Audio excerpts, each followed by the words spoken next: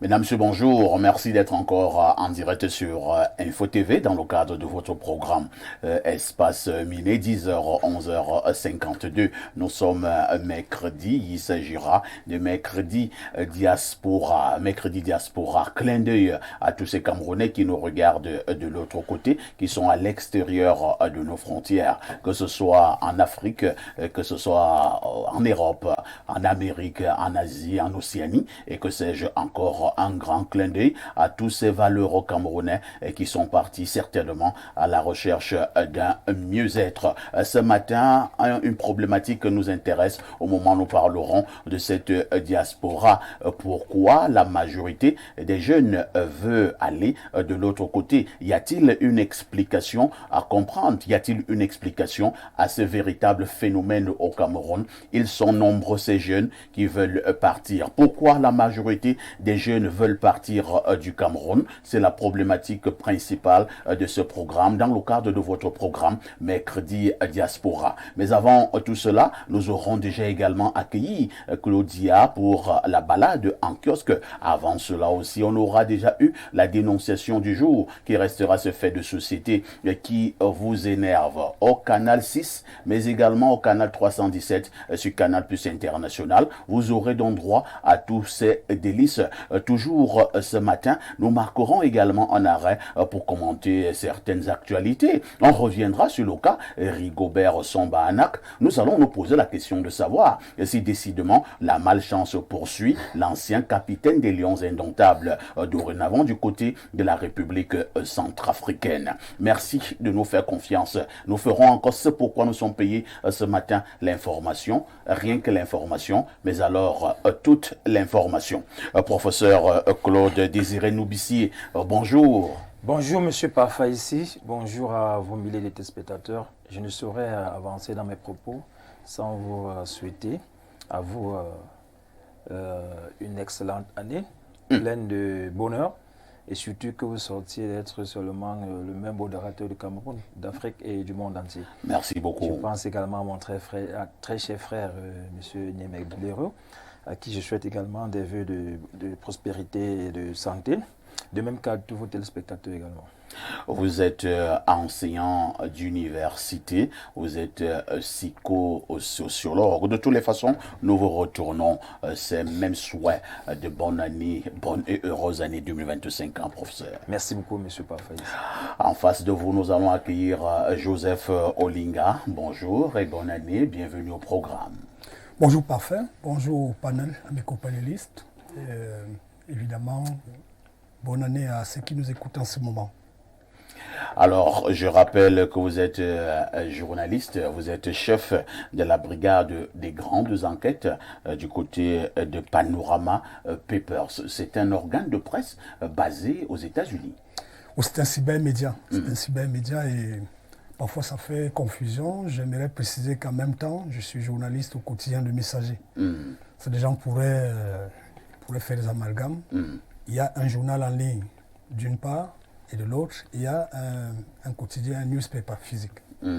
D'accord. Et comment se portent vos activités?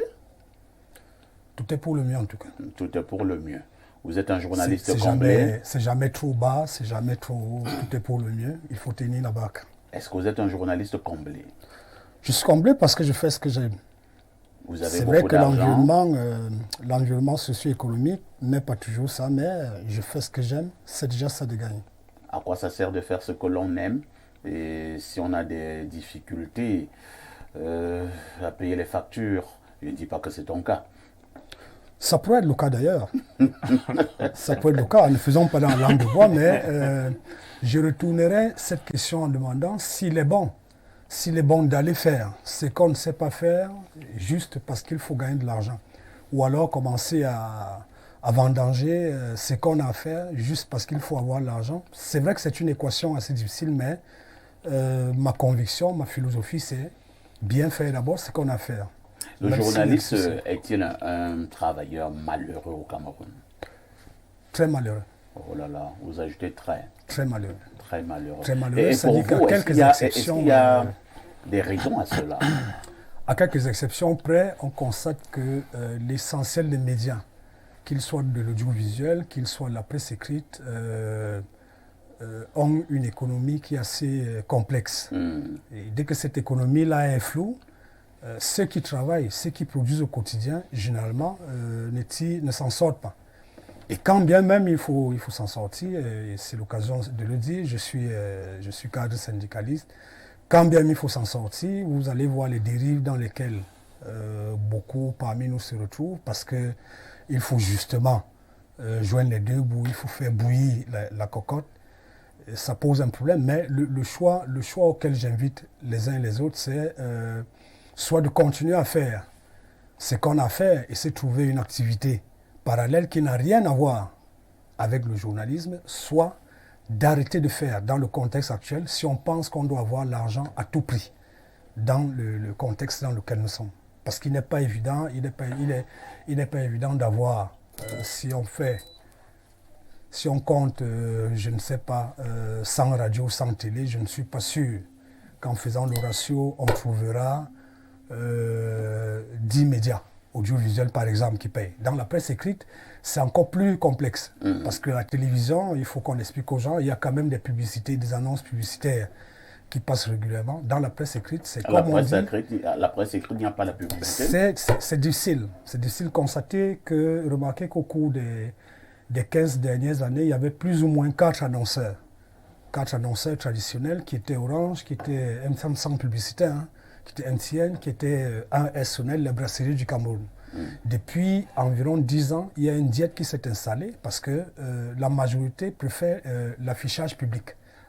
Il est donc difficile de plus en plus d'avoir des contrats sur l'année comme les newspapers l'avaient pour le temps. Du coup, il s'est donc installé, il faut le dire pour la vérité, il s'est installé une économie parallèle au sein des médias, au sein de la presse, qui fait que d'abord, les journaux ne se vendent pas, ce n'est pas osé de le dire. Les Camerounais n'achètent pas les journaux pour d'autres raisons. Ça, c'est notre débat. Si vous voulez, je pourrais l'expliquer. Mais la réalité, c'est que personne ne peut expliquer comment le journal va à l'imprimerie, comment il se retrouve en kiosque, avec où est-ce qu'on a pris l'argent pour que le journal aille à l'imprimerie. Parce que si on essaie de rentrer dans cette traçabilité, ce n'est pas osé de dire que s'il y a 50 presses au Cameroun, je ne crois pas qu'il y a 48 qui vous diront comment ils vont à l'imprimerie, comment ils en ressortent, comment ils font pour sortir l'édition d'après. Mais ce que vous êtes en train de dire est très dangereux. Je le dis, et ce n'est pas la première fois que je le dis. C'est une presse qui vit dans l'obscurité. Je dis, l'économie de la presse camerounaise est obscure. Voilà pourquoi je dis que ce que vous dites est très dangereux. Je le dis, et jamais, si jamais... Si on ne peut pas expliquer comment sur 50 journaux, 48 font pour aller à l'imprimerie, il faut donc qu'on enquête. J'ai peur qu'on trouve des choses pas trop... Lorsque vous allez dans les kiosques et qu'on a des tirages on va prendre une fourchette comme ça de 2500. De 2500 qui tire à 2500. Non, je prends le tirage maximal. À l'heure actuelle, depuis environ 8 ans, le tirage maximal, c'est 2500, 3000. Et que vous vous retrouvez avec des invendus qui correspondent plus ou moins à 75%. C'est un autre débat. Ou est-ce que, sachant que le journal coûte 400 francs, est-ce que cet argent-là permet qu'on aille à l'imprimerie? C'est un autre débat, mais malheureusement ou heureusement, nous partons quand même à l'imprimerie. On va à l'imprimerie et ça, comment dans le journal ne se vend pas? Il n'y a pas la attendez d'abord, M. Liga. Il y a un procès qui dit ici, attendez. Comment un journal qui ne se vend pas, un journal qui n'a pas la pub, mais va quand même à l'imprimerie? C'est, comme qui dirait... c'est vraiment, ne parlons pas de notre chose devant tout le monde. Non. Parfois ici, nous en sommes là parce que nous en sommes à cette économie floue. À la situation que nous vivons dans la presse en particulier parce que durant plus d'une décennie, on a fait ce que vous faites là. Ne parlons pas de nos choses devant les autres. Si jamais tel qu'il est dit, pas guère risque de sortir. Non, il faut que les choses. Je suis sûr que ce sera l'avantage du journaliste. Il faut nettoyer la plaie pour qu'on avance. Vous Joseph- préférez que Joseph les journalistes Olinga, continuent comme ça? Non, je vous appelle aujourd'hui pour parler de la diaspora. Ah ben. Parce que si on continue comme ça, on va s'enfoncer beaucoup plus et on n'arrivera Nous nulle ne part. nous comprenons pas, mais je suis sûr que Blériot, lui, me comprend. Bon, D'accord, merci d'être là, Joseph Olinga. À côté de vous, justement, nous accueillons donc Blériot, qui reste notre consultant, le consultant de tout temps, mais alors de tous les temps. Il était descendant de Oumio Bedi, fils de Boumiebel. Pierre Blériot, bonjour. Bonjour, parfait ici, bonjour à votre panel, bonjour à nos millions de téléspectateurs. Je vais brièvement dire un mot sur... Le petit débat entre Olinga et moi. Oui, vous lui avez donné un sage conseil. À la vérité, si on le dit vulgairement, que le linge sale se lave en famille, la question des médias ne peut pas être exposée de cette façon. Non, non. Les pas du médecins tout. ne vous diront pas ce qu'ils font. Voilà. Il faut être prudent. nous l'avons battu aux États-Unis Vous de la voyez. communication, hein, rien n'a avancé. Vous voyez. C'était plus en Ben, famille. là. Monsieur Olinga, Je vous en prie, avez déjà Blériot. ouvert votre propre presse. Voilà. Si, je l'ai. Pourquoi elle marche? Elle est tombée parce que ça ne se vend pas.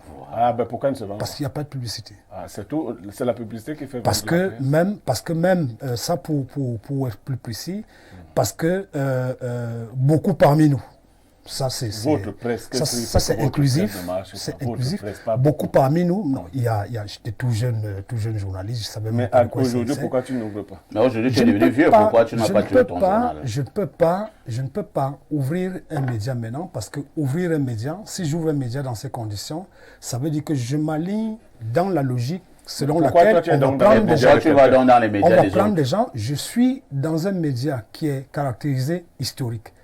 Ça veut Et dire quoi? j'écris comme je peux. C'est ça que je vous ai dit. Tu es un pigiste. En réalité, de Tu es- plus en tu plus es un j'écris. pigiste. Je ne voudrais pas ouvrir un média pour les enfants. es un Les gens pigiste. viendront travailler. Et puis, d'abord, ils n'auront pas d'argent pour aller produire. Et ils vont s'adonner à des choses Bon, qui ne ok. tiennent pas la route. Ok. Je ne le ferai pas. On a ouvert Info TV.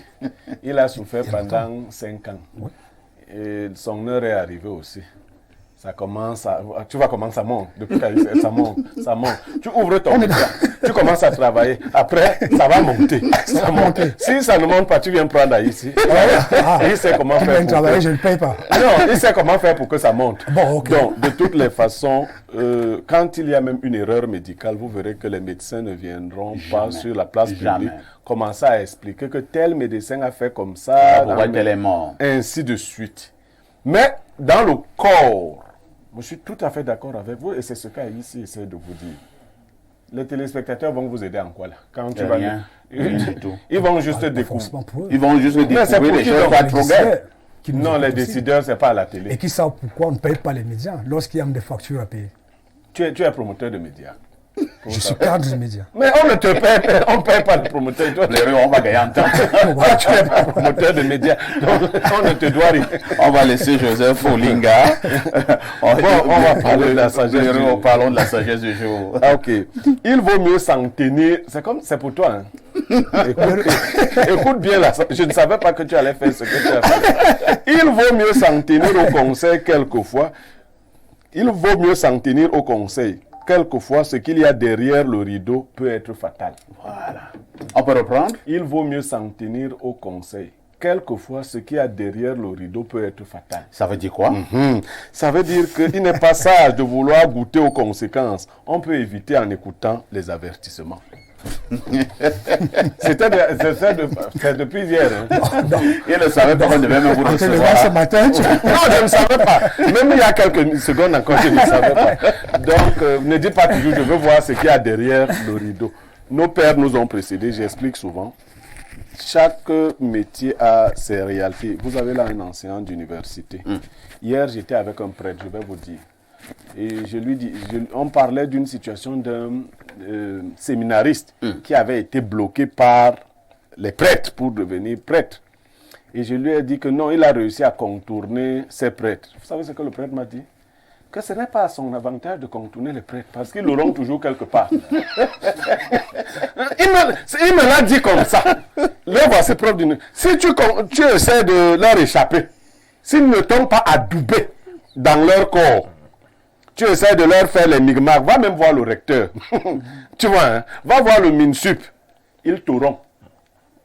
Et je te reviens donc à toi. Non, sois plus prudent. Pose tes pieds. Les doigts là disent, l'ondolé baba dit, la marche est très longue. Toi, tu veux même ouvrir la presse, quoi là. Et il y a les rococos qui écoutent ce que tu es en train de faire. Ils disent que l'enfant, qu'est-ce qu'il lui prend? Est-ce qu'il est venu causer avec nous? Il dit qu'il peut nous exposer. C'est eux qui ont les médias. Bon, si on ne t'invite plus ici, en tout cas, c'est un débat que nous faisons avec eux. Hein. Et ils ont leurs plaintes aussi. Eux, les promoteurs, lorsqu'on fait ces débats, ils ont leurs plaintes aussi, qui sont objectives. Hein. Et lorsqu'on en parle de manière aussi ouverte, c'est parce que ceux qui sont même censés payer eux-mêmes expriment des plaintes qui sont incroyables. Et on se dit, mais est-ce qu'il ne vaut donc pas nous adresser à ceux qui sont censés Joseph payer? Olinga, le conseil que nous vous donnons ce matin est que nous n'exposons pas tout à la télé. Nous avons nos problèmes sérieux au niveau de la presse. Il y a des instances où nous pouvons poser clairement ces problèmes et certainement à ce niveau, on peut trouver des solutions. Merci d'être là ce matin. Je rappelle également que dans le cadre de ce programme, nous aurons 2 interventions à partir de la France, mais également de l'Angleterre. Une intervention à partir de Douala. Ce sont tous des Camerounais de la diaspora. À tout de suite pour la suite.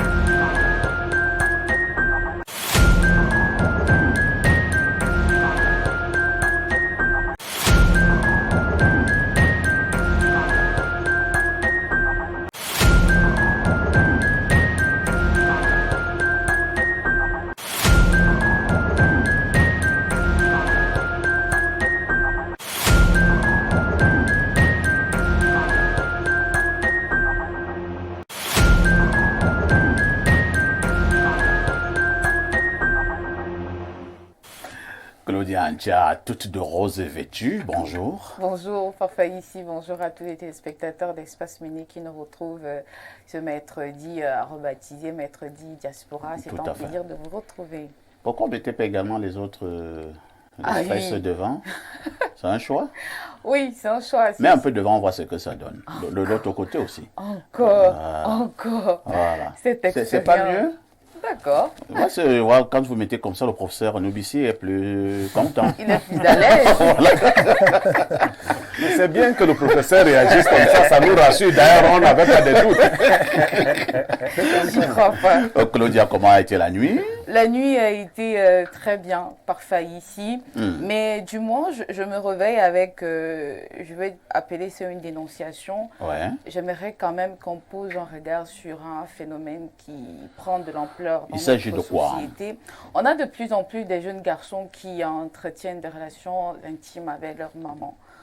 On a eu des cas du côté de la région de l'Ouest Cameroun, sans vouloir indexer qui que ce soit d'ailleurs. Mais il faut dénoncer. J'ai envie de dire à ces mamans que vous êtes les responsables de la situation parce qu'il est inadmissible d'avoir des relations intimes avec celle qui vous a mise au monde. Attends, vous parlez vraiment de maman sur le plan bien sûr, génétique. Tout à fait, bien sûr. Sur le plan parental. Exactement. Moi, j'étais encore dans les histoires des gigolos. Non, pas du tout. Pas des sugar mamie. Vous dites que une maman a fait un enfant et à un moment donné, le garçon commence à coucher avec elle, dans la maman. Oui, avec sa maman.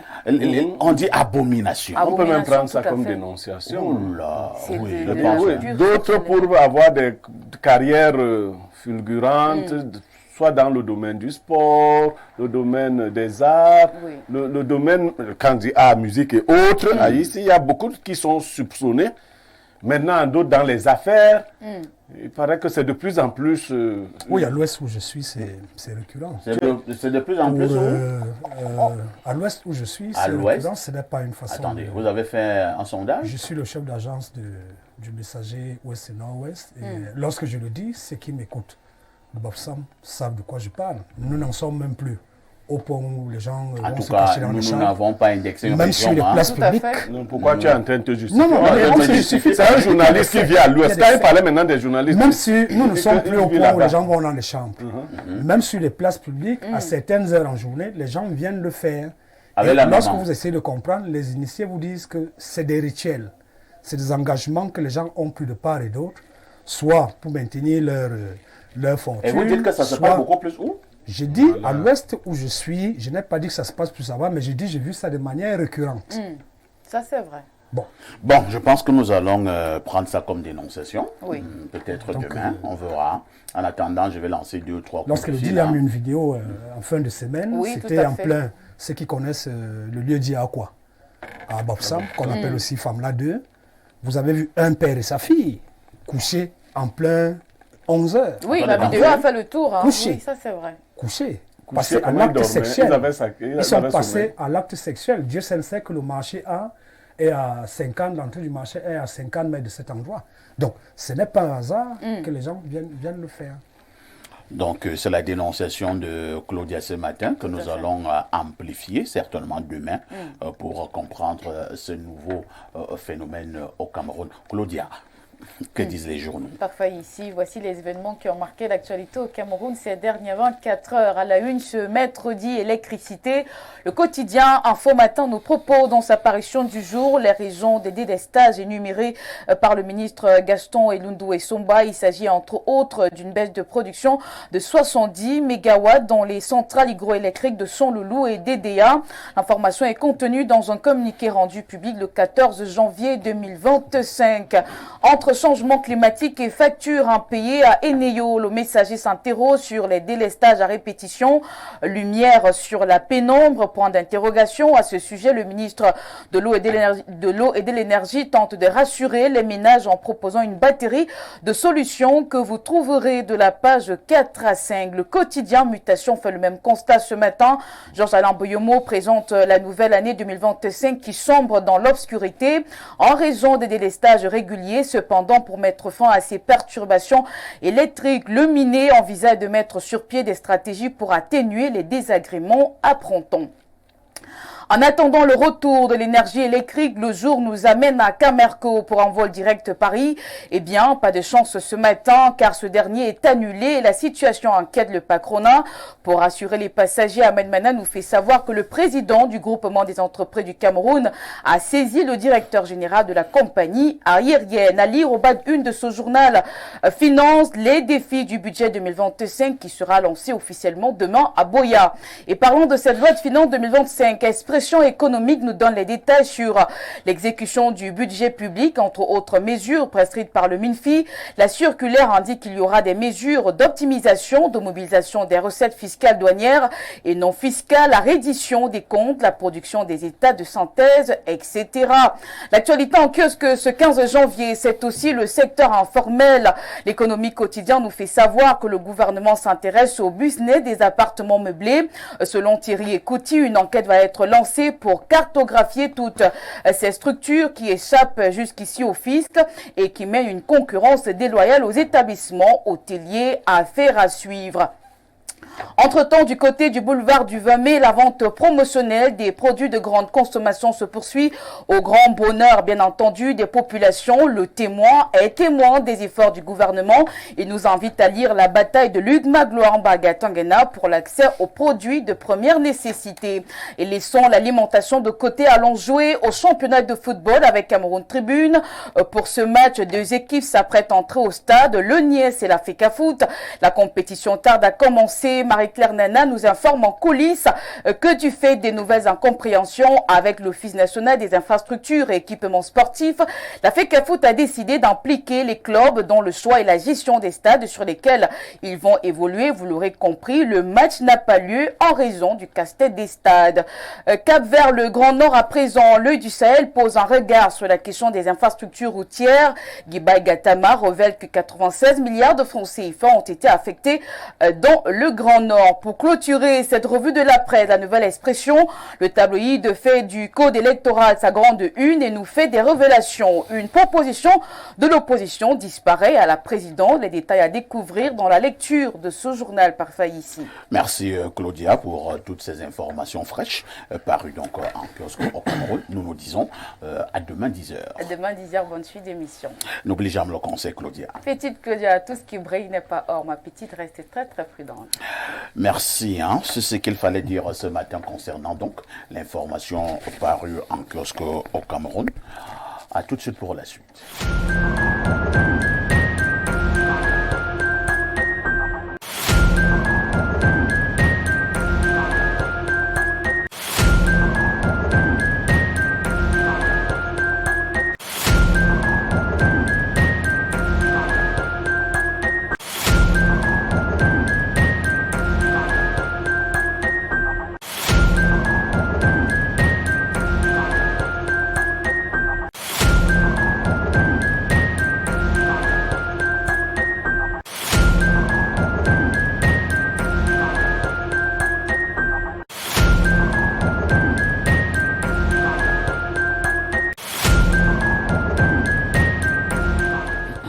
Nous allons repasser la parole à Pierre Blériot pour la dénonciation de ce matin.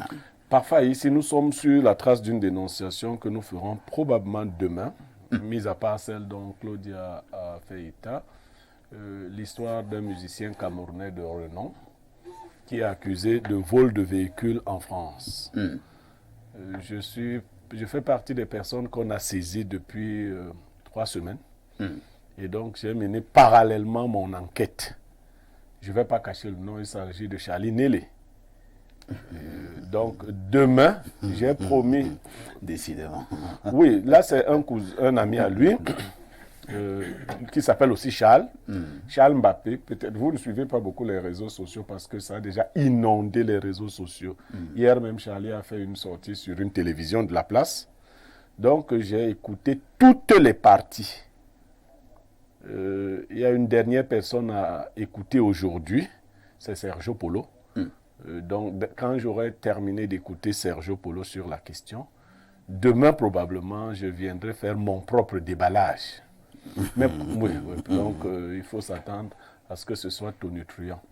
Maintenant, pour aujourd'hui, j'ai la dénonciation d'une sœur, une grande sœur, qui a accueilli sa petite sœur chez elle, ici à Yaoundé, pour des raisons d'études. Sauf qu'à l'heure où nous sommes, sa petite sœur lui a déjà pris son mari. Oh là là. Oui, sa petite sœur lui a déjà pris son mari. Et ce qui est grave, en fait, c'est que sa petite sœur lui demande de libérer le domicile. Okay. Oui, c'est ce qui est grave. Elle a même consenti à laisser que les choses se fassent comme ça. Mais elle, le plus difficile ici, c'est qu'elle ne pense pas que ce soit une affaire naturelle. Oui, elle m'a dit que son mari est quelqu'un d'assez discipliné dans ce domaine-là. Elle ne dit pas qu'il n'a pas souvent eu d'aventure hors mariage. Donc, ce n'est pas le genre d'homme dont on craindrait ce genre de choses si la sœur est à la maison. Son mari n'a jamais manifesté la moindre attirance pour sa petite sœur. Il n'y a pas eu de signe avant-coureur qui annonçait que quelque chose pouvait se passer. Du jour au lendemain, son mari ne la reconnaît même plus. Quand elle parle à son mari lui dit, bon, je vais prêter un prénom à sa sœur, hein. Ce n'est pas le vrai prénom. Elle lui dit, c'est comme Edith t'a dit. C'est-à-dire que Edith lui a demandé à sa grande sœur de quitter la maison. Bon, je suis allé plus loin pour constater malheureusement qu'ils vivent depuis une quinzaine d'années, mais n'ont pas d'acte de mariage. Oh là là. Bon, toute la société sait qu'ils sont mariés, mais il n'y a pas un acte de mariage depuis près de 15 ans. négligence, je ne sais pas pour quelle autre raison, ils n'ont pas d'acte de mariage. Sa petite sœur vit dans la maison depuis 6 mois seulement. Et depuis 6 mois, elle est venue pour faire des formations. Oui, je voulais justement poser la question. Elle est venue vivre avec elle, pourquoi? Elle fait les formations en soins infirmiers, soins infirmiers et autres. Je ne sais pas si c'est là-bas qu'elle a appris les techniques pour prendre les... Vous dites que c'est à Douala? Non, ici à Yaoundé. Yaoundé. Ici à Yaoundé. Donc, Sa petite, c'est à peu près quel âge? elle est dans la vingtaine, elle a, je crois, 26-27 ans. Et la grande sœur? La grande sœur est au début de la trentaine. Au début de la trentaine. Et le mari dans la quarantaine. Le mari dans la quarantaine. Voilà. Donc, Le monsieur est un monsieur aisé? non, Il est moyen? bon, il est là. Un homme ordinaire? Un homme ordinaire, un Camerounais ordinaire, comme le journaliste. Qui peut manger bien ce matin et souffrir le lendemain. Tu as un autre problème. Tu as dit que tu as un autre Non, problème. j'ai pas de problème. Moi, j'aime prendre les exemples qui sont à côté. Prends l'exemple ailleurs. Non, lui, c'est un professeur d'université. Est-ce que Il ne peut tu pas l'as avoir vu- ça de problème. Tu l'as pas vu se plaindre là. Au lieu que les téléspectateurs aillent chercher loin, tu es là à côté. Alors, donc, et qui est venu te voir? La grande sœur, Bon, elle me dit, depuis un certain temps, attends, est-ce qu'elle a eu maintenant une discussion avec la petite sœur? oui, Et la elle dit à petite sa sœur lui petite dit sœur, qu'il faut non, partir. vraiment, on ne peut pas vivre toutes les deux ici. Même toi. Et elle a 2 enfants, il faut que je précise. Elle dit à sa petite sœur, ma petite sœur, tu as gagné l'homme. Je dis oui. Mais c'est comment? Sa petite sœur dit que non. Grande sœur, il faut libérer. Et quand elle s'en réfère à son mari, le mari lui dit que c'est comme Edith t'a dit. Il faut nous laisser en paix. Incroyable. Donc elle ne se retrouve pas. Elle ne se retrouve pas. Merci Pierre Blériot. Je pense que même le psychosociologue qui est avec nous ce matin, qui est un spécialiste de ce genre de problème, c'est ce genre de problème de société, lui-même est légèrement un peu dépassé.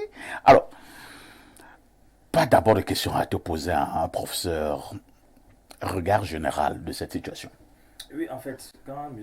Blériot présentait la dénonciation, et ça m'a fait me rappeler d'un débat que j'ai eu avec les étudiants, ça fait 2 ou 3 semaines. Et j'ai posé une problématique allant dans le même sens que la dénonciation de M. Blériot. C'est-à-dire que j'avais reçu dans un des cabinets où je travaille une jeune fille de 27 ans qui venait se plaindre du fait qu'elle avait rencontré son petit ami sur Internet, un Italien.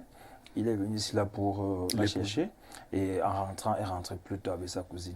Incroyable. Et la question fondamentale que j'avais posée aux étudiants, c'est de savoir surtout aux étudiants, à la place de cette fille, quelle aurait été leur réaction. Il y a une qui m'a dit je tue ma soeur, l'autre m'a dit je tue les deux, l'autre m'a dit je m'en vais chez les Pygmées, je date de mariage. Je vais à l'Est. Bon, je vais à l'Est. En fait, quand j'écoute M. Blériot, ça Je vais chez les Meparconos. Non. ça me rappelle un peu, ça me rappelle un peu ce débat. Et ce qui me fait un peu réfléchir en tant que psychosociologue, c'est nous assistons à quelque chose qui semble nous échapper, la crise des valeurs. Parce que moi, j'ai eu le débat avec les étudiants, je disais attention. Pour si peu de choses, vous allez tuer les gens parce que tu comprends que tu vas tuer ta soeur et parce que tu as arraché ton mari. Est-ce que tu comprends ce qui veut dire tuer? Quelle est la valeur de l'être humain? Alors bon, quand j'ai commencé par ce débat sur la crise des valeurs, observez de nos jours. Tout à l'heure, Mme Claudia a fait une dénonciation qui relève également, c'est vrai, une dimension magico-religieuse, mais qui relève également de cette crise des valeurs. Ouais. Dans les réseaux sociaux, de temps en temps, on voit les gens se plaindre, des gens, j'ai fait l'amour à mon fils ce matin, mon fils m'a envoyé en l'air, ainsi de suite. Bon, ce sont les nouvelles orientations, les nouveaux schémas comportementaux et cognitifs que nous, les psychologues, nous sommes tenus à examiner et à sensibiliser afin que les uns et les autres comprennent l'ampleur de la situation. Je reviens maintenant sur le cas de la dénonciation. C'est une situation qui met en évidence une jeune fille du Cameroun, qui a entre 26 et 28 ans, qui vient chez sa grande sœur, même pas chez sa cousine, chez sa grande sœur de sang. C'est-à-dire que le père et la mère sont les mêmes. Et qui se plaît à sortir avec à lui arracher son mari. Ça montre donc que... Qui n'est même pas aisé. Hein. Qui n'est même pas aisé. Qui n'est même pas aisé. Parce que s'il était encore riche, on devait dire que non, elle est omnibulée par le désir de richesse, le désir de la grandeur, le bien-être. Mais c'est la réalité. Ah bon, peut-être que le monsieur, c'est ce que je voulais dire. Peut-être que matériellement, le monsieur n'est pas riche, mais il peut avoir d'autres atouts. Hein. Mais c'est là le véritable problème, monsieur Bafa, ici. C'est le véritable problème de la crise des valeurs.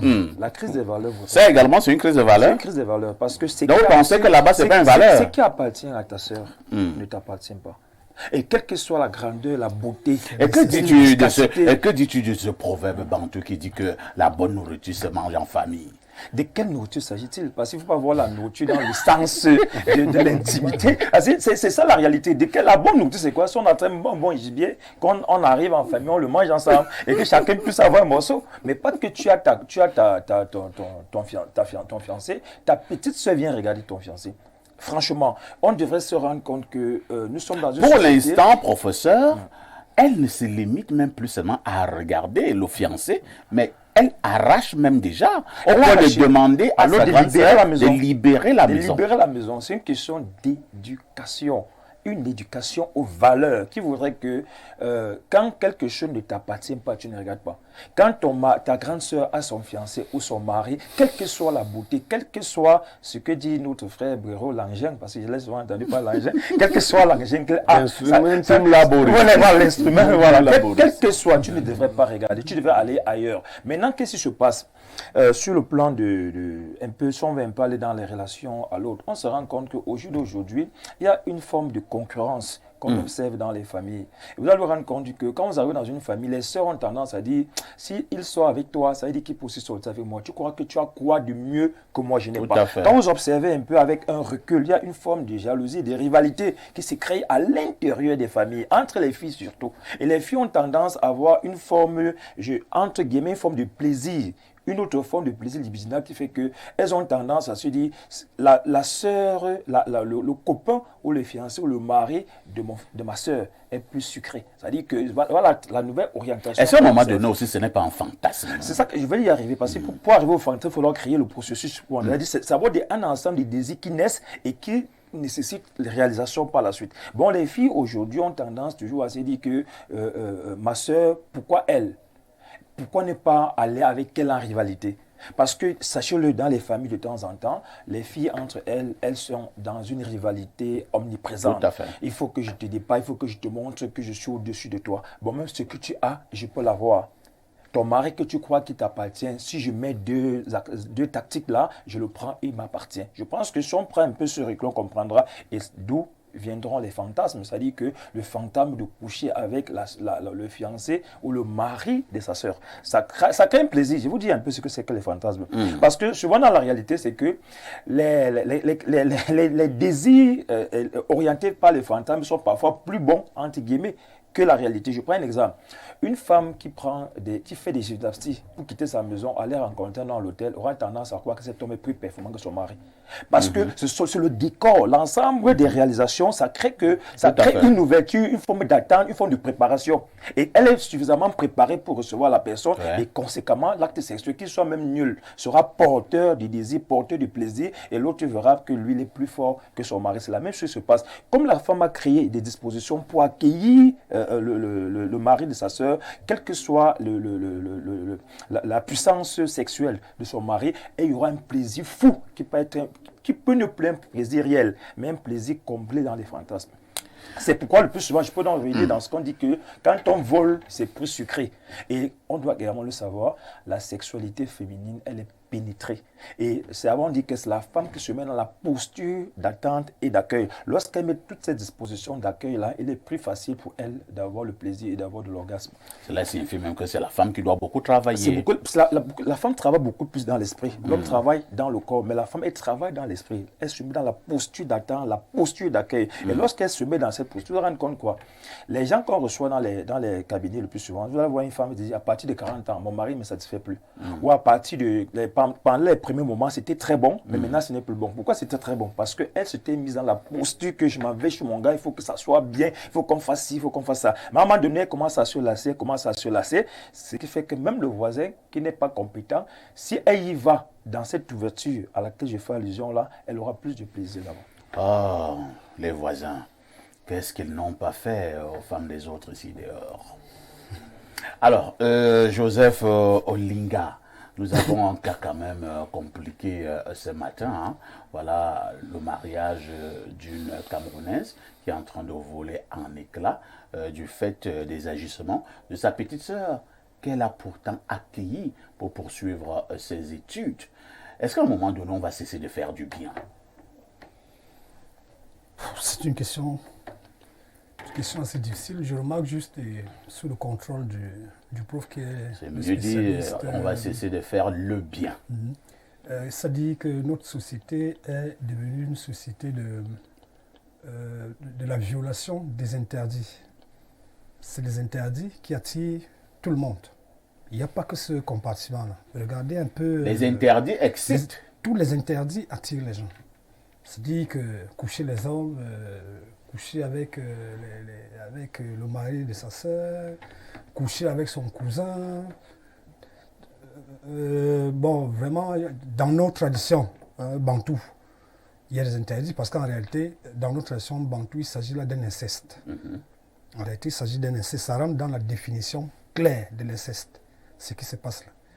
Et lorsque les gens le font, curieusement, ils savent bien que c'est des interdits, mais ils vont le faire. La deuxième analyse que je fais, c'est qu'il y a une précarité qui est telle que les gens sont prêts à justifier toutes les dérives qu'ils posent au nom de la pauvreté. C'est-à-dire qu'on en est au point dans notre société où quelqu'un va délibérément attraper le poulet du voisin, il le mange, on l'attrape, il a volé, et il est prompt à expliquer qu'il avait faim. Parce qu'il avait faim, il est fondé à voler le poulet du voisin. Le poulet du voisin. Et ceux qui volent même, c'est les plus doux. Parce qu'il a faim, il est même fondé à arracher le bien de son voisin au vu de tous. Quand il ne le fait pas de manière physique, il introduit une dimension mystico-religieuse même au vu de tout le monde, menaçant même de tuer tout le monde. Donc, Alors, pour le cas d'espèce, que doit faire la grande sœur? Que doit faire? On arrive au point où justement, puisque ce n'est qu'un cas, ce n'est qu'un cas parmi d'autres, j'ai l'impression que, puisqu'on a décidé de rentrer dans les us et coutumes des sociétés occidentales, que personne ne soit donc plus surpris, que quelqu'un n'admet plus un parent chez lui. Parce qu'autant on parle de cette femme, je préfère l'appeler une femme qui a pris le mari de sa sœur, autant on parle des cousins et des petits frères qui habitent chez leurs aînés et qui entretiennent leurs femmes sexuellement, qui font même des enfants. Ah bon? Des cas comme ça. Que tu prends un cousin chez toi? Non, même pas le cousin. Je dis parfois ici ton propre petit frère. Tu lui dis, viens rester à la maison, labourer ta femme. En attendant, et puis pendant que toi tu es occupé... C'est sur ta femme qui montre qu'il est athlétique. Oui, tu te bats pour chercher le quotidien pour tout le monde. Toi, tu te bats même pour faire en sorte qu'il ait un concours. Voilà. Ou alors qu'il ait une petite activité. Et bon, lui, il trouve que...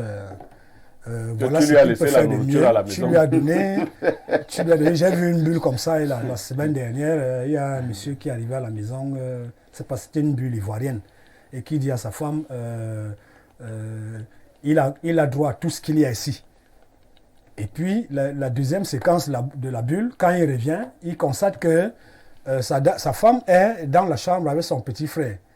Et lui, il lui demandait, mais qu'est-ce qui se passe? Elle dit que tu as dit qu'il a droit à tout ce qu'il y a ici. Il a droit à tout ce qu'il y a ici. Donc, vraiment, il y a quelle blague. Moi, je n'ai pas trouvé qu'il y a un problème comme ça. Donc, il y a cela. Il y a aussi que n'oubliez pas, nous sommes tous des observateurs sociaux. N'oubliez pas qu'il y a une dimension mystico-religieuse qui s'est emparée de notre environnement. Au point où je ne sais pas pour que les choses soient vraies ou pas. Puisque les gens vont chez des supposés, des prétendus mystiques, on dit, bon, pour atteindre tel objectif, voilà le passage dans lequel, on te donne une batterie de choix, de conditions. Bon, voilà, toi, si tu veux atteindre ceci, il faut faire ceci, il faut faire ceci. Bon, pour le cas d'espèce, quand même, est-ce que c'est pas ça? Non, ça existe. Ça existe. Je vais vous dire, vous êtes bantou comme moi. Nous sommes tous des bantous ici. Au-delà des connaissances diverses, nous savons que lorsqu'un autre homme couche avec ta femme, en réalité, il a accès désormais à une partie de toi. Ça, nous le savons sur les Bantous. Bon, disons Nous savons aussi que les gens, ceux qui le font même, sans le savoir, juste pour des fantasmes vulgaires, il y a ceux qui le font sciemment. Tout à fait. Et qui mettent la batterie à main, ça dit que je vais atteindre parfait ici. Non seulement je vais charmer sa femme, parce que lorsqu'elle viendra même me voir, ce n'est pas de son gré qu'elle viendra le faire. Et puis, non. Olinga, chez moi, c'est compliqué. Ça risquera d'être. Non, je prends juste un exemple. Nous parlons parce que les gens. Je te réponds. Si tu le fais chez moi, ça risquera d'être le dernier rapport que tu as eu dans ta vie. Non, c'est très compliqué. Il faut faire attention. Je suis voisin des Bassa. Donc, mes grands amis au village sont des Bassa. Ils me donnent des choses. Ça risquera d'être le dernier rapport que tu auras dans ta vie. Utilisation de ton instrument laboriste. Il y a certains de nos frères, certains de nos jeunes frères, qui ne savent pas que autant il peut le faire parce qu'on l'a envoyé le faire, autant lui-même peut aller chercher un mal qui va le ronger. Très bien, c'est compris. Parce que dans certaines régions de ces pays, il y a des gens qui travaillent sur leurs femmes, comme parfait ici la vous là.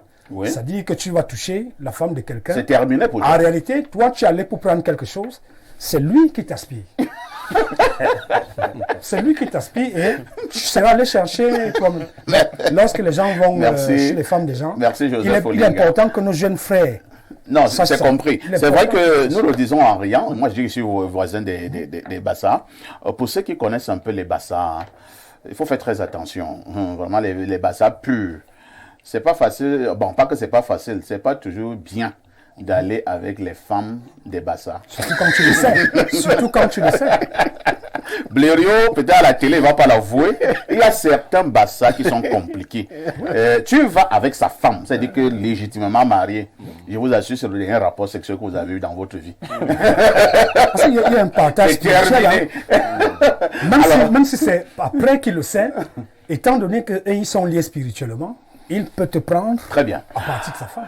Pierre Blériot, Niemek, nous parlons, nous pouvons rire, mais avouons quand même que la grande sœur, dans le cadre de cette dénonciation, se trouve mal, même s'il faut aussi se poser la question, Blériot, comment aussi ce monsieur vivre 15 ans avec une dame sous le même toit? Vous n'êtes pas marié, je me pose bien la question, c'est quoi le projet? Non, parfait, nous le disons comme ça, mais il y a beaucoup de couples dans ces situations. Ouais. Beaucoup, beaucoup. Quelquefois, vous voyez même l'État organiser des mariages collectifs et tout, pour inciter. Il y a des enfants qui, devenus vieux, se sont rendus compte que leurs parents n'avaient pas d'acte de mariage. Oui. C'est plus vieux qui se disent, qu'on leur dit que non, mais en fait, papa et maman là... Alors qu'ils vivent depuis 30 ans. N'ont pas d'acte de mariage. Bon, il y a même des enfants qui n'ont pas d'acte de naissance à 15 ans, 30 ans. Il y a c'est des négligences.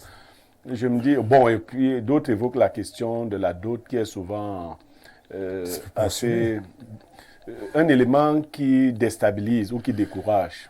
Mais passons, venons-en à la dénonciation. J'estime que la grande sœur n'a fait aucun mal en accueillant sa petite sœur. Pas du tout. Nous n'allons pas dire de ne plus accueillir les frères et les sœurs à la maison. Et selon son récit, son mari n'avait pas ce genre de prédisposition. Maintenant, certaines conditions peuvent être créées. Dans l'image que présentait le copanéliste, un frère qui habite chez vous, moi je vous ai souvent dit que ce n'est pas bon. Si vous avez une femme qui n'a pas d'activité, qui est seulement à la maison, vous lui adjoignez quelqu'un qui n'a pas d'activité, qui est seulement à la maison. Ce n'est pas bon, ce n'est pas hygiénique, c'est de la promiscuité. Non, je préfère vous le dire comme ça, parce que les deux vont s'ennuyer. Ils vont regarder les mêmes films. Les films exotiques. Les séquences où les gens s'embrassent, au début, chacun va regarder de côté. Bon, ça c'est des poucs. Après, ils vont commencer à regarder ensemble. Après, ils vont rire ensemble. Vraiment, la femme là. Après, pour se rapprocher. Voilà. Donc, vraiment, c'est des situations à éviter. Si vous prenez quelqu'un chez vous, un frère, c'est pour lui donner une activité. Pour qu'il sorte de chez vous. L'oisiveté n'est pas bonne. Et vos femmes également, mettez-les en mouvement. En général, les gens croient qu'aller au travail est plus dangereux pour la femme. Non! N'avoir rien à faire On peut être à la maison et être surchargé. Oui. Mais n'avoir rien à faire est très dangereux. Est-ce que le poète vous disait que le travail éloigne de nous 3 grands mots? Le vice. Quelqu'un qui n'a rien à faire à longueur de journée, ce sont les personnes les plus prédisposées ou les plus exposées aux infidélités. Maintenant qu'on soupçonne, le conseil que j'ai donné à la dame, c'est de rencontrer un vrai spiritualiste pour vérifier que ce qui est arrivé à son mari est naturel. Si son mari n'a pas été charmé. S'il a été charmé, qu'elle accompagne son mari. Elle va être obligée de quitter le domicile parce que pour le moment, elle n'est pas la bienvenue dans ce domicile. Elle n'est plus elle est exposée même d'ailleurs. Elle est même exposée, mais qu'elle continue de travailler sans abandonner son mari. Oui. Je lui ai demandé également de se rapprocher. La chance, c'est que les parents vivent. De se rapprocher des parents pour leur dire que voilà le cadeau que ma petite soeur m'a donné. C'est-à-dire que moi, je l'ai accueilli et des parents justes devraient agir. Je ne vais pas me mettre toujours à la place d'autres parents. Parce que dans ce cas-là, parfait ici, je me mets en branle. J'estime que ça ne devrait pas arriver après une certaine éducation. Mais si ça arrive, j'entre en guerre contre ma deuxième fille qui arrache le mari de la première. C'est-à-dire, moi, son père, je lui annonce la guerre. Et ce n'est pas une guerre verbale. Ce n'est pas comme si on va prendre le chapelet. Tu comprends? Ici, je comprends très dans bien. ces conditions-là, ce n'est pas le chapelet que je peux prendre. Je lui annonce des ultimatums. Je lui dis clairement. Tu lui intimes l'ordre. De se retirer. De libérer. Et de libérer. Après ça, comme je suis un peu la Russie, si elle ne libère pas, je vais envahir l'Ukraine. C'est-à-dire, je vais la bombarder constamment. Oui, parce qu'il ne faut pas laisser ta soeur t'a accueilli chez elle. C'est pas pour que tu lui rendes ce genre de service. Donc, je lui ai demandé d'en parler clairement à son papa, à sa maman. Celle-ci doit être déjà reniée par la famille. Parce qu'elle a commis un acte infâme. On aurait pu dire qu'elle a eu un moment de faiblesse avec le mari de sa soeur. Ça peut arriver. Mais au point de vouloir chasser sa soeur de la maison, c'est des diableries qui sont intolérables. Donc, il faudrait que les familles agissent. Très bien. Pour qu'on commence à dire... Et puis, s'il y a quelqu'un à perdre là, s'il faut perdre quelqu'un à tout prix. C'est la petite sœur. En fait, oui. Si vous permettez, j'ajouterais juste que chez nous, les Bantous, en réalité, après tout ceci, il faut un bain de purification pour toute la famille. Okay. Pour toute la famille? Oui, pour toute la famille. Quand on fait soin... Si moi, je suis au frère des deux sœurs, je dois aussi prendre le même bain? Je ne sais pas comment vous expliquer ça. Parfois, un acte peut être commis par un seul membre de la famille et il impacte spirituellement sur toute la famille. Si je suis le frère de ces sœurs-là, dès qu'on a fini de gérer physiquement, il faut gérer ses répercussions spirituelles. D'accord. Joseph Olinga, vous êtes très inspiré. Hein? Je vous assure. Alors, lisons quelques messages ce matin. Bonjour, Espace Miné. Elle a arraché le mari de sa sœur. Le mari, c'est un clou sur un mur qu'on arrache. Vraiment. Il faut incriminer les deux, ce mari et cette fille. Oui, le mari, mais on vous fait comprendre qu'il y a une dimension un peu presque mystique de la chose. On soupçonne. Il peut arriver que le mari a été envoûté, ou c'est pas moi, charmé. Alors, autre message, allons au 240, c'est la Guinée équatoriale. Bonjour le plateau, très heureux de vous revoir en direct. Pour la dénonciation, cette situation est monnaie courante désormais, même ici à Bata. Nous avons un couple de plus de 28 ans de relation qui vient de perdre son mariage à cause de sa sœur. Et il ne reconnaît même plus sa femme et ses 5 enfants. Jules Hervé Fomand depuis Bata, en Guinée équatoriale. Bonne et heureuse année à vous. Monsieur Castou, bonjour. C'est Hervé Fomand qui vous dit bonjour. Hein. Bonjour Hervé. Alors au plus 33, c'est la France. Que dit le téléspectateur de la France? Bonjour à toi, le bon François de la modération, le journaliste préféré de vos journalistes, le seul qui connaît frapper le Zagor. Moi, je ne fais que te poser la question, c'est quoi le Zagor?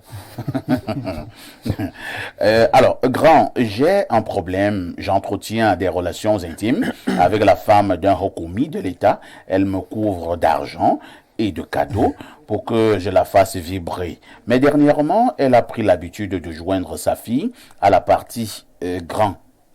Ok. Lis. Moi, je vais écouter la suite. Incroyable. Moi, je veux la suite. Mais dernièrement, elle a pris l'habitude de joindre sa fille à la partie grand. Ça me fait peur. J'ai besoin de ton aide. Toi qui as connu ce genre de choses. C'est Kéliane Zui. J'ai connu ce genre de choses. Tu en as entendu parler, c'est toujours connaître. Voilà. Joseph Olinga, vous voyez alors. Je ne sais pas. Qu'est-ce que je dois dire? Non, Blaireau, je vous passe la parole pour... Mon petit, la cupidité est en train de t'attirer quelque part. Tu te dis que c'est juste une affaire sexuelle. On pouvait le penser. Hein? Ouais. Maintenant, une maman qui joint sa fille. Vous voyez, on est déjà là dans l'inceste. Un inceste aggravé. Parce que nous savons, pour ceux qui ont déjà eu ce genre de pratique, les femmes se mélangent aussi dans ces conditions-là. Ouais. Donc nous sommes là dans un inceste aggravé. Tu es donc là en pleine pratique magique Religieuse. la sexualité magique.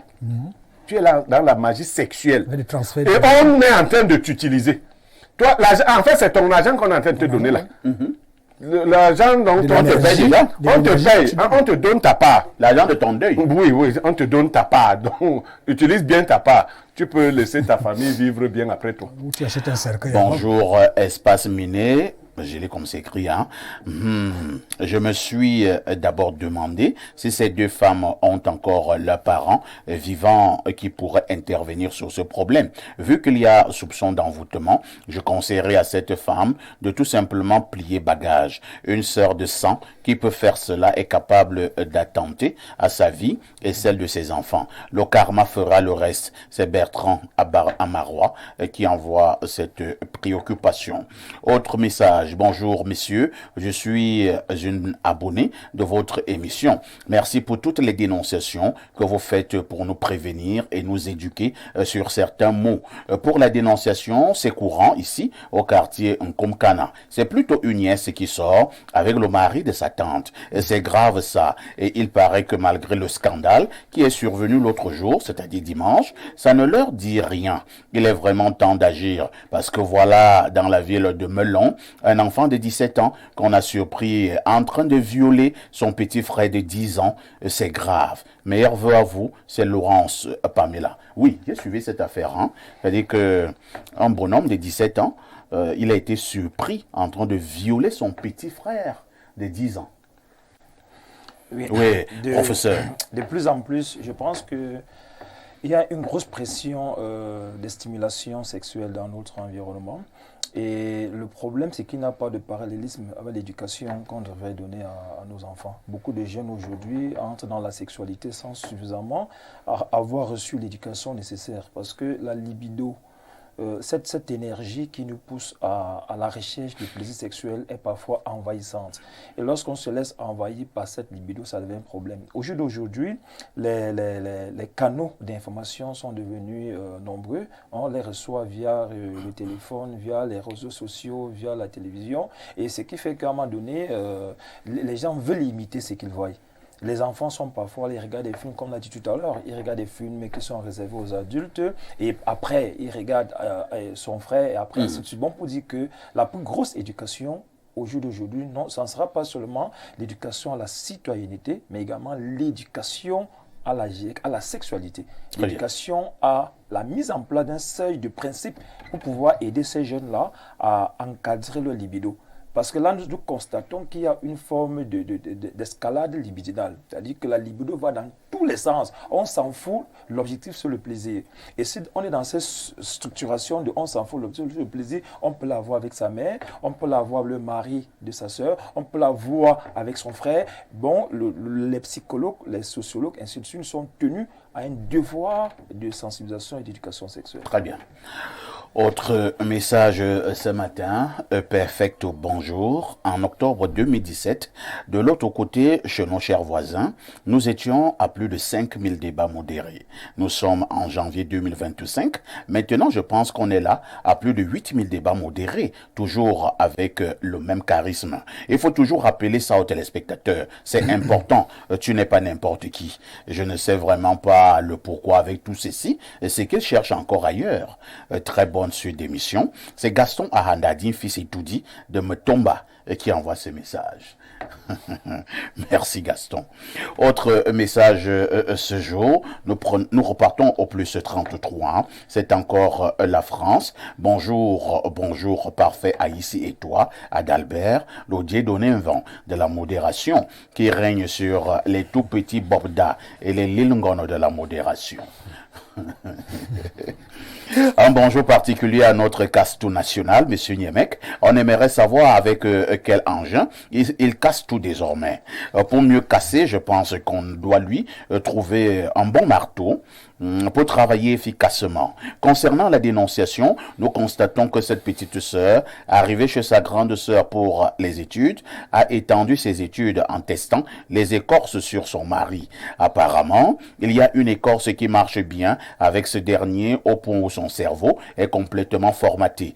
Cette grande sœur doit me laisser le temps de contacter quelqu'un au Bénin pour qui c'est un problème basique à gérer, car vous savez, il y a écorce et écorce. Il peut faire jusqu'à cette petite sœur commence à avoir un amour sincère et fidèle au fou. C'est Stéphane hein, du Château Rouge en France. Alors, 241, c'est le Gabon. C'est le Gabon, le pays que dirige le général Oligui Nguema. Bonjour, parfait. Bonjour à Abdoulaye depuis Bitam. Abdoulaye, je ne vais pas lire ton message hein, parce que vous êtes en train de nous perdre du temps. Et le temps, c'est de l'argent. Un autre message, salut, la perfection de la modération. Merci pour tout ce que vous êtes dans notre pays et à l'international. C'est Jean-Noël depuis Bois-Loire qui envoie ce message. On va prendre 2 derniers ou 3. Que dit celui-ci?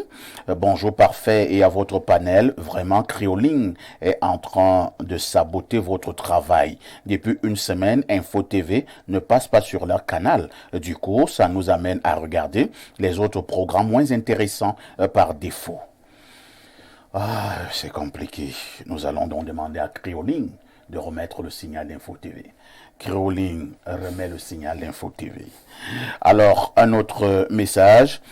Il dit Bambouam Mouledi, parfait ici, Masoma Kastou. Voilà pourquoi un Bamileke dépasse Dinkwa. Il est immoral et même diabolique de faire l'amour avec sa génitrice pour obtenir de la richesse. Homme, tu es venu nu et tu repartiras nu. Et quelle fierté a-t-on après avoir souillé son âme au nom de l'argent? C'est Cyril Adouala.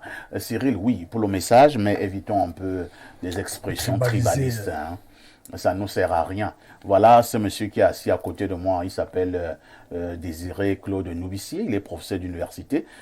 Désiré, on se connaît depuis une dizaine d'années. Ouais. Du côté de l'autre côté, je vous invitais déjà dans un programme que j'appelais Arrêt majeur.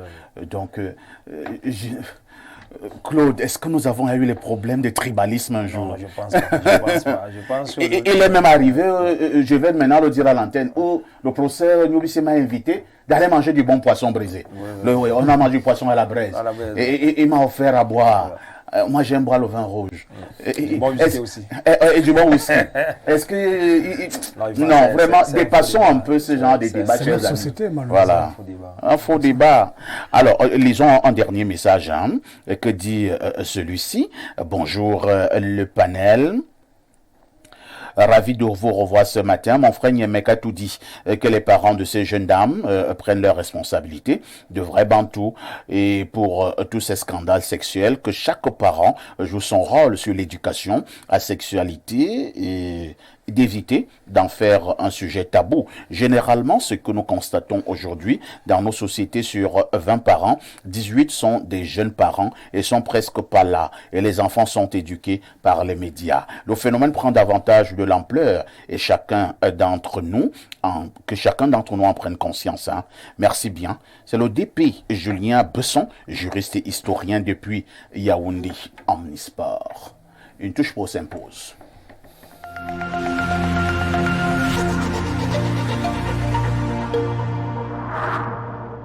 Vous rêvez d'un cadre idéal pour vos séjours à Yaoundé, une seule adresse, Safari Hotel. Safari Hotel offre 40 chambres VIP et des suites et appartements ultra modernes. Le Safari Hotel, c'est aussi un bar-restaurant ultra chic, véritable carte postale propice.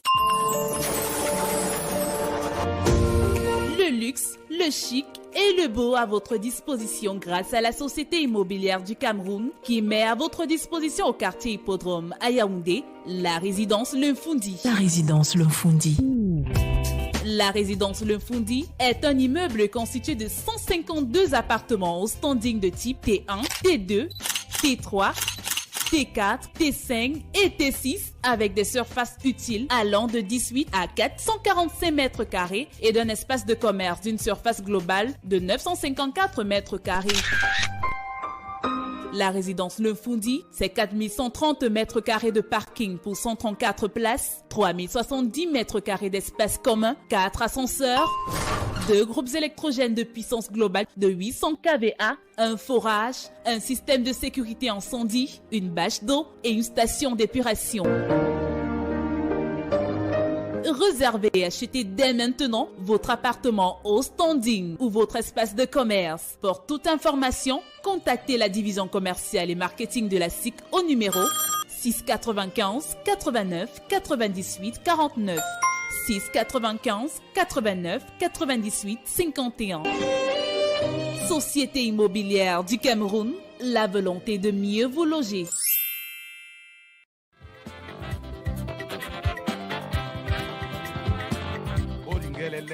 Pour tous vos événements administratifs, campagnes de communication, concerts géants, meetings politiques, cérémonies de mariage, une seule adresse. Pro Sound and Light Cameroun. Pro Sound and Light Cameroun met à votre disposition une sonorisation high-tech, piano, console de mixage, ampli, micro HF et ce n'est pas tout.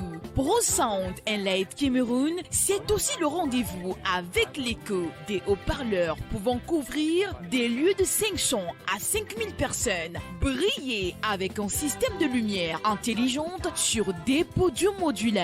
Pro Sound and Light Cameroun est situé à Olembe, Dubai City. Contact 654 85 81 03 673 58 07 62. Pro Sound and Light Cameroun, animez vos événements avec le bon matériel.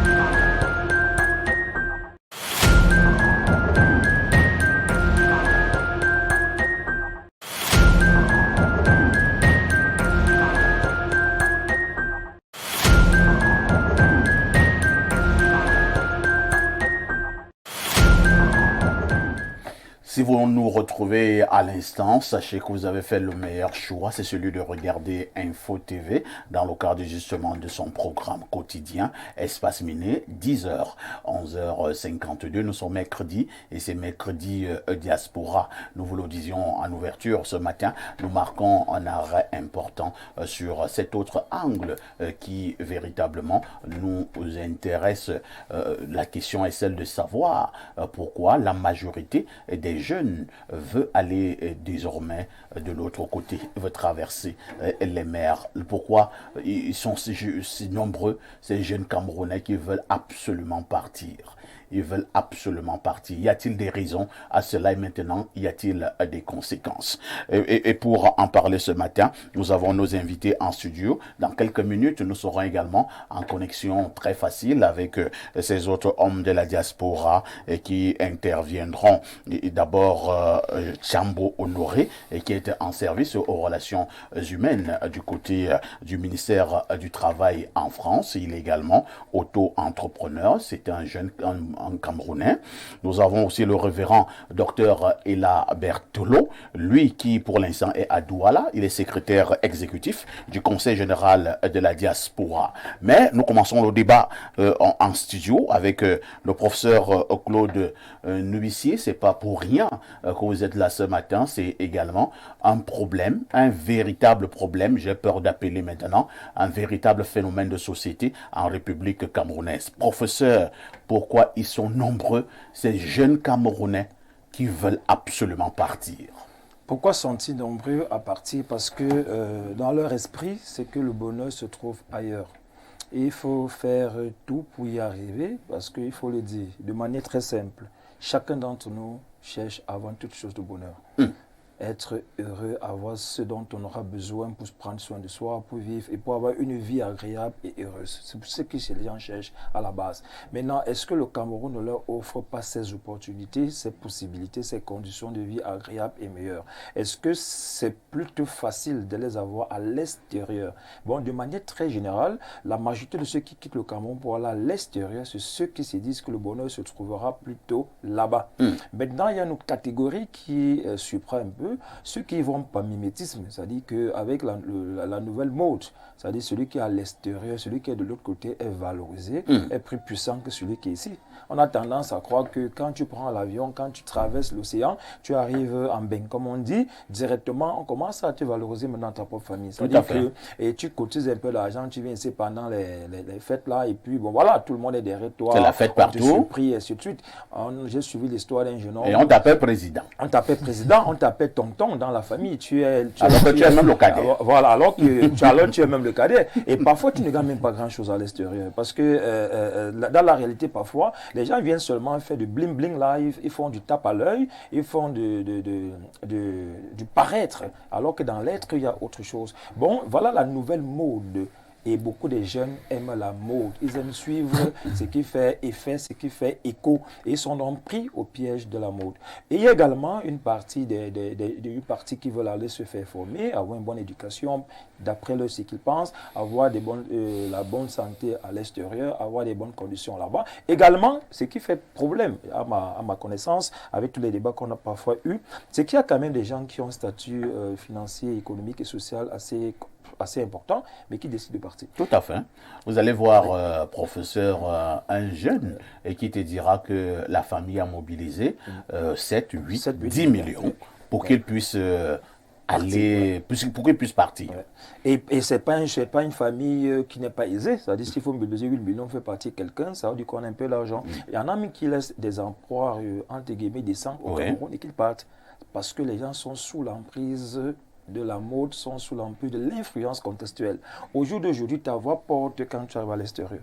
Essayez de voir comment la diaspora se comporte. On a l'impression que la diaspora ne nous considère pas, nous qui sommes ici, et croient que le changement est de l'extérieur, parce qu'ils sont les seuls à porter ce changement. Ils ont l'impression que leur voix, leur opinion porte plus que la nôtre. J'ai eu un débat avec un collègue qui était ici au Cameroun, et qui allait faire son doctorat j'ai fait ma thèse à Lyon, il a fait sa thèse à quelques centaines de kilomètres de là. Et moi, je lui ai dit, ce qu'on enseigne à l'étranger est plus mieux que ce qu'on enseigne. Je lui ai dit que non, ça c'est un faux débat. Parce qu'au jour d'aujourd'hui, quand tu veux préparer un cours, tu vas dans les laboratoires universitaires, ils ont les programmes de cours. Les cours que nous faisons ici au Cameroun, tu peux avoir le même cours ailleurs, tu peux avoir le cours qu'on fait à l'étranger, tu peux l'avoir ici. Le débat n'est plus à ce niveau-là. Le débat sur le plan de l'intelligence, c'est que comment nous les enseignants nous faisons pour arrimer nos programmes à ces programmes. Parce que avec le système LMD, quand tu quittes le Cameroun pour aller ailleurs, on prend les programmes que tu as eus, on essaie de les évaluer avant de t'accepter ailleurs. Bon, ce sont des faux débats. Mais comme lui là à l'extérieur, il a l'impression que quand il revient ici, et lorsqu'il vient ici, si on l'invite dans un travail de laboratoire, les étudiants ont tendance à aller croyant qu'il faut découvrir ce qui est miraculeux. J'ai tendance à dire à mes étudiants, les cours que je fais, même si tu vas à Massachusetts, même si tu vas à Harvard, tu as la possibilité d'avoir les mêmes contenus. Peut-être la stratégie et les techniques et la mobilisation infrastructurelle ne seront pas les mêmes. Mais en termes de continent, on les aura. Bon, on a l'impression que celui qui quitte ici, même s'il n'est rien, même s'il ne travaille pas, quel que soit ce qu'il a, lorsqu'il a traversé, il se sent porté d'un sentiment de puissance. Et c'est parfois ce sentiment de puissance et de suprématie que les gens partent chercher au-delà. Parce qu'en étant à l'extérieur, ils seront diaspora et ils auront plus d'influence de ceux qui sont restés au pays. Là, c'est une autre grille d'analyse. La dernière grille d'analyse, c'est que il faut qu'on dise la vérité également à ces jeunes. Il faut qu'on les dise, c'est vrai, qu'il faut qu'on dise la vérité. Nous sommes dans un challenge africain. Parce que ce n'est pas une question camerounaise. Moi, j'ai suivi des reportages au Sénégal, des reportages en Côte d'Ivoire où les gens meurent dans la mer, les Africains qui meurent dans la mer. C'est une honte. C'est une honte pour les dirigeants africains. Ils devaient savoir que l'heure aujourd'hui est à mettre les mêmes conditions qu'on peut avoir à l'extérieur, ou encore les conditions les plus agréables afin que ces jeunes restent. On a parlé longtemps de l'afflux des cerveaux. Ces gens qui sont formés dans une université pour aller à l'extérieur, rendre des services aux autres, c'est un problème. Je prends un cas, le cas du Canada. Aujourd'hui, les gens dépensent 5 et 8 millions pour aller au Canada. Imaginez-vous 1000 personnes qui entrent au Canada après avoir dépensé 5 millions. Cet argent rend service à quelle économie? Pas à l'économie du Cameroun, à l'économie du Canada. Et les gens ont la possibilité de créer des emplois. Qu'est-ce que nous ne pouvons pas? C'est ça qui fait nos problèmes en tant qu'intellectuels. Comment nous ne sommes pas convoqués à ce débat pour voir comment faire pour que les Camerounais prennent le pays comme Eldorado, qu'ils aient des conditions de vie meilleures, qu'ils aient de l'emploi meilleur, qu'ils aient des salaires meilleurs. C'est possible de le faire au Cameroun, dans les conditions actuelles. Nous allons passer la parole à Joseph Olinga. Joseph Olinga, le psychosociologue, pense que, entre guillemets, le syndrome de l'ailleurs est mieux que ce qui est au pays, continue véritablement à dicter la loi. 60 ans après les indépendances, nous sommes toujours là à penser que ce qui est ailleurs est mieux que ce que nous avons sur place. C'est un effet simplement de mode qui fait aussi partir bon nombre de jeunes Camerounais? Ouais, je dirais a priori que je prends en compte l'analyse du professeur Nobissier, mais il y a des arguments. J'ai l'impression que lorsqu'on reste dans cette grille d'analyse, on évite les arguments les plus factuels, les plus objectifs, qui amènent les gens. Pourquoi est-ce que un jeune, pourquoi est-ce que quelqu'un qui est bien chez lui irait ailleurs, rêverait ailleurs? Je crois que c'est la bonne question qu'on devrait se poser. Et pour cette question-là, quand même, en arrivant ici, j'ai revu un article que j'ai fait il y a quelques semaines. Il se trouve que lorsqu'on parle du contexte général, où 74% des jeunes sont au chômage en réalité. Ils sont au chômage parce que l'offre en termes d'emploi n'existe pas. Le coût de la vie, il est exorbitant. Les familles, ils ont à un moment donné, ils se disent, mais attends, je suis adulte, il faut que je subvienne aux besoins de ma famille. Et il ne peut pas. Je pense que c'est le président de la commission de l'éducation de l'Assemblée nationale qui a quand même relevé il y a peu de temps de toutes les façons qu'il y a 6 000 médecins,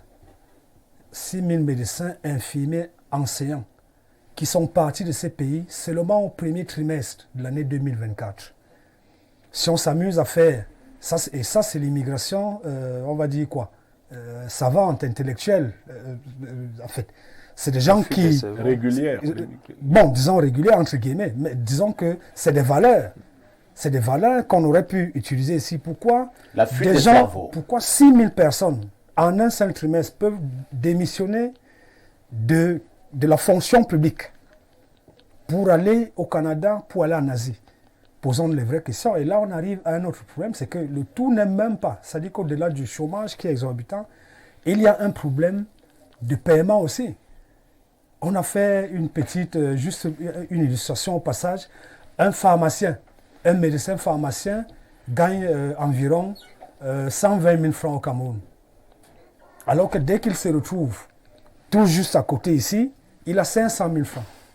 Alors quel argument on utilise pour lui dire non, il faut aimer ton pays, renonce à 500 000 francs pour 120 000 francs. Je crois que ces arguments-là, qui me semblent, qui sont objectifs et qui sont plus proches de nous, doivent être pris en compte. prenons aussi en compte que le président de la République lui-même, il n'a pas cessé. Il dit non, il ne faut pas que les gens n'aillent pas, le bonheur c'est ici. On nous a expliqué à un moment donné que le travail, c'était pas seulement dans la fonction publique. Ça, j'adhère à cet argument. Mais qu'est-ce qu'on fait pour que le taux d'emploi, on nous a expliqué à un moment donné qu'il faut aller faire le champ. Mais lorsque vous regardez, par exemple, le dispositif juridique pour que quelqu'un aille faire un champ, pour qu'il devienne un entrepreneur agricole, est-ce que c'est possible? Lorsque moi, Olinga, je suis assis et je dis, bon, vraiment, malgré tout ce que j'ai appris, je décide d'être un entrepreneur agricole. Quels sont les mécanismes qui sont mis en place pour que j'ai fait 1 hectare, 2 hectares, 3 hectares, que je pense même à la semi-transformation? Ça non plus, il n'y a pas. Donc, je disais que en même temps, pour donner, je voulais en termes de je voulais pas faire de commentaire. En même temps, je donne un autre indice, une autre statistique, c'est que seulement au cours de l'année 2024 qui vient de s'achever, le nombre de Camerounais qui allaient jouer à la Green Card, qui est une tombola pour acquérir le visa américain. L'acte un visa, mais surtout beaucoup plus le permis de séjour américain. L'offre est montée de 70%. C'est-à-dire que par an, au Cameroun, on avait environ 7000 Camerounais qui allaient jouer à la loterie américaine, comme on dit régulièrement, mais ça a été multiplié de 70% au cours de l'année 2024 qui s'achève. Donc, je veux dire que lorsqu'on a fini de prendre les arguments qui sont ceux que je partage, c'est-à-dire que nous devons aimer notre pays, mais on ne va pas aussi appeler les gens à un narcissisme béat. C'est-à-dire que vous n'irez pas donner des conseils à quelqu'un qui a faim. Vous n'irez pas dire à quelqu'un qui a faim, vraiment ne va pas travailler dans le champ du voisin. Ventre affamé n'a point d'oreille. Ventre affamé n'a point d'oreille. Je crois qu'il faut, et ça, ce n'est pas oser de le dire, ce n'est pas une insulte de le dire. Merci. Il faut regarder chez nous d'abord qu'est-ce qu'il fait en sorte. Et ce qui fait en sorte que les gens ont tendance à quitter même la fonction publique, ou certains les regardent comme des privilégiés pour aller ailleurs, c'est parce que ça ne marche pas. Et si ça ne marche pas, il faut qu'on trouve des solutions. Si ça ne marche pas, il faut qu'on trouve des solutions. Je pense que le téléspectateur et surtout notre invité à partir de la France a des solutions. Monsieur Tchamabo Honoré, bonjour.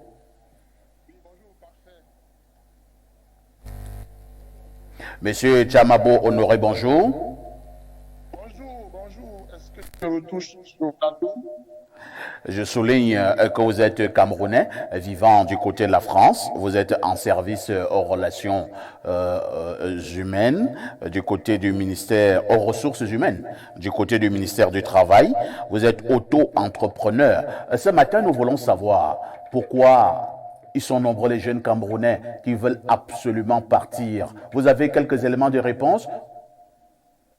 Je crois que bonjour déjà à vous, bonjour à tous vos panélistes. Bonjour à vos millions de téléspectateurs et je me permets aussi de souhaiter une bonne année à tous les Camerounais qui nous regardent en ce moment et qui vous suivent aussi. Bon, la solution, elle est tout à l'œil, hein. On ne passera pas par 4 chemins. Vous savez, le pays connaît plusieurs maux en ce moment. Il y a d'abord, on va parler de l'instabilité politique. Nous sommes en 2025, année électorale. Là, c'est pour cette année. Mais auparavant, je crois que les difficultés économiques que le Cameroun connaît est l'une des causes principales. Il y a le manque d'opportunités aussi dans les emplois et aussi le problème de sécurité dans le Nozo et dans le Nozo, on va dire ça comme ça. L'extrême nord, au niveau de l'Est aussi avec la République centrafricaine. Donc, il y a tous ces facteurs-là qui favorisent le départ des Camerounais vers l'extérieur. Bon, pour mon cas, c'était un problème, pour mon cas personnellement, depuis 2005 que je suis parti. C'était un souci, comment je vais expliquer ça? C'était un souci d'opportunité en termes de formation professionnelle. Donc, j'ai trouvé mieux de m'expatrier au niveau de la France. Donc, je suis depuis pratiquement bientôt 20 ans. Monsieur Tchamabo Honoré. Oui. Est-ce que vous pouvez dire à ces Camerounais, et maintenant ceux qui nous regardent ailleurs, est-ce que nous avons la preuve par neuf que un Camerounais, absolument, s'il part du Cameroun pour la France, pour l'Angleterre, pour les États-Unis, pour le Canada, et que sais-je encore, il est 1000 fois mieux que celui qui est resté au pays? Naturellement, oui. Au niveau économique, oui. Parce que déjà, je prends l'exemple, je suis un pharmacien. J'ai un ami pharmacien, sorti de l'école, me disait qu'il touchait 80 000 francs CFA. Vous savez, 80 000 francs CFA au Cameroun, c'est extrêmement insignifiant, contrairement à ce qu'il touchera ici en métropole, en hexagone. Donc, je crois que le facteur d'opportunité économique est majeur pour favoriser le départ des Camerounais. Malheureusement, les pouvoirs publics en place ne font rien. Ils ne se bougent pas et les Camerounais vivent le jour grâce aux métiers informels, moto-taxi, le taxi, les petits commerces, etc., etc. Donc, je crois que le problème est plus politique que culturel, je me dis. Tchamabo Honoré, dernière préoccupation. Au-delà de tout cet exode massif, n'a-t-il pas de conséquences? Pardon, j'ai mal suivi la question, s'il vous plaît. Est-ce que cet exode de manière massive des Camerounais pour l'autre côté, pour l'Hexagone, par exemple, est-ce que ça n'a pas de conséquences? Naturellement, parce que déjà, au niveau du pays, parce qu'il y a déjà la main-d'œuvre, le potentiel économique qui part. Il y a aussi l'intelligence qui se donne ici, parce qu'on a beaucoup de frères ici, Camerounais qui sont médecins, qui pouvaient mettre cette intelligence au service de la population. On a les ingénieurs ici qui travaillent pour les multinationales, qui pouvaient mettre leurs connaissances au service du pays. Les conséquences sont énormes. Malheureusement, qu'est-ce qu'on veut faire? On ne peut rien faire. Chacun aujourd'hui tire la couverture de son côté et c'est le pays qui paie, malheureusement. Honoré Tchamabo. Oui. Info TV vous dit merci. Je vous remercie et bonne année à vous tous. Bonne année, Honoré Tchamabo. On revient donc en studio. Et maintenant, pour passer d'abord la parole à Pierre Blériot-Niamec. Pierre Blériot-Niamec, le constat est fait. On a essayé de couvrir au niveau des causes. Nous avons aussi des manifestations. Maintenant, nous allons nous appesantir sur les conséquences. Où est-ce que vous vous situez dans ce nouveau phénomène au Cameroun? Sur ce nouveau phénomène au Cameroun? Parfait, ici, je ne suis pas d'accord avec les causes fondamentales. Oui. Il y a un ouvrage très intéressant d'Achille Mbembe, Critique de la raison nègre. Et par la suite, il a continué à nous produire des ouvrages dans le même sens. L'idée d'un monde sans frontières, parmi les derniers ouvrages, il y a une situation claire.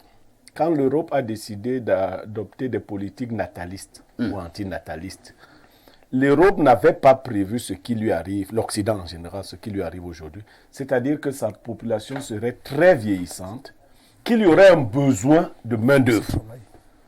Que diriez-vous des Chinois qui sont remplis dans le monde entier?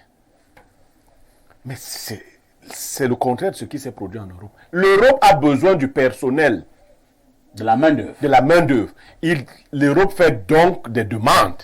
Vous voyez, même l'Allemagne est en train de mettre sur pied un projet semblable à celui du Canada. Mais vous savez qu'il y a quelques années, les Allemands estimaient que les Africains n'avaient pas leur place là-bas. Ils étaient même extrêmement xénophobes. Aujourd'hui, la réalité dans ces pays présente des offres. Et si quelqu'un prétend que les offres du point de vue économique ne sont pas alléchantes, il se trompe. Vous savez ce que gagne une infirmière au Canada? Non. 5 000 $ à peu près canadiens, c'est 2 150 000 francs camerounais. Une infirmière? Je parle d'une infirmière. Oh, Blériot, tu ne sais pas le nombre d'infirmières qui vont encore partir. Non, je ne voulais pas donner... écouter ce que tu veux dire. Non, je ne voulais pas donner ces chiffres. Pourquoi elle ne devrait pas dire la vérité? Je ne voulais pas donner ces chiffres, mais si elle utilise, dans les conditions de vie au Canada, elle utilise 1 150 000, elle réussit à épargner 1 million. 1 million, c'est 10 mois de salaire d'une infirmière camerounaise. C'est-à-dire que chaque mois, quand tu travailles au Canada, ton épargne, c'est 10 mois de salaire d'une autre infirmière au Cameroun. Dans ces conditions-là, la plupart des familles vous diront, et d'ailleurs, vous verrez que les instituts supérieurs de formation en matière de santé, on pilule partout, n'est-ce pas? Tout à fait. On ne recrute pas au Cameroun. Vous croyez que les gens là ouvrent ça pour qui?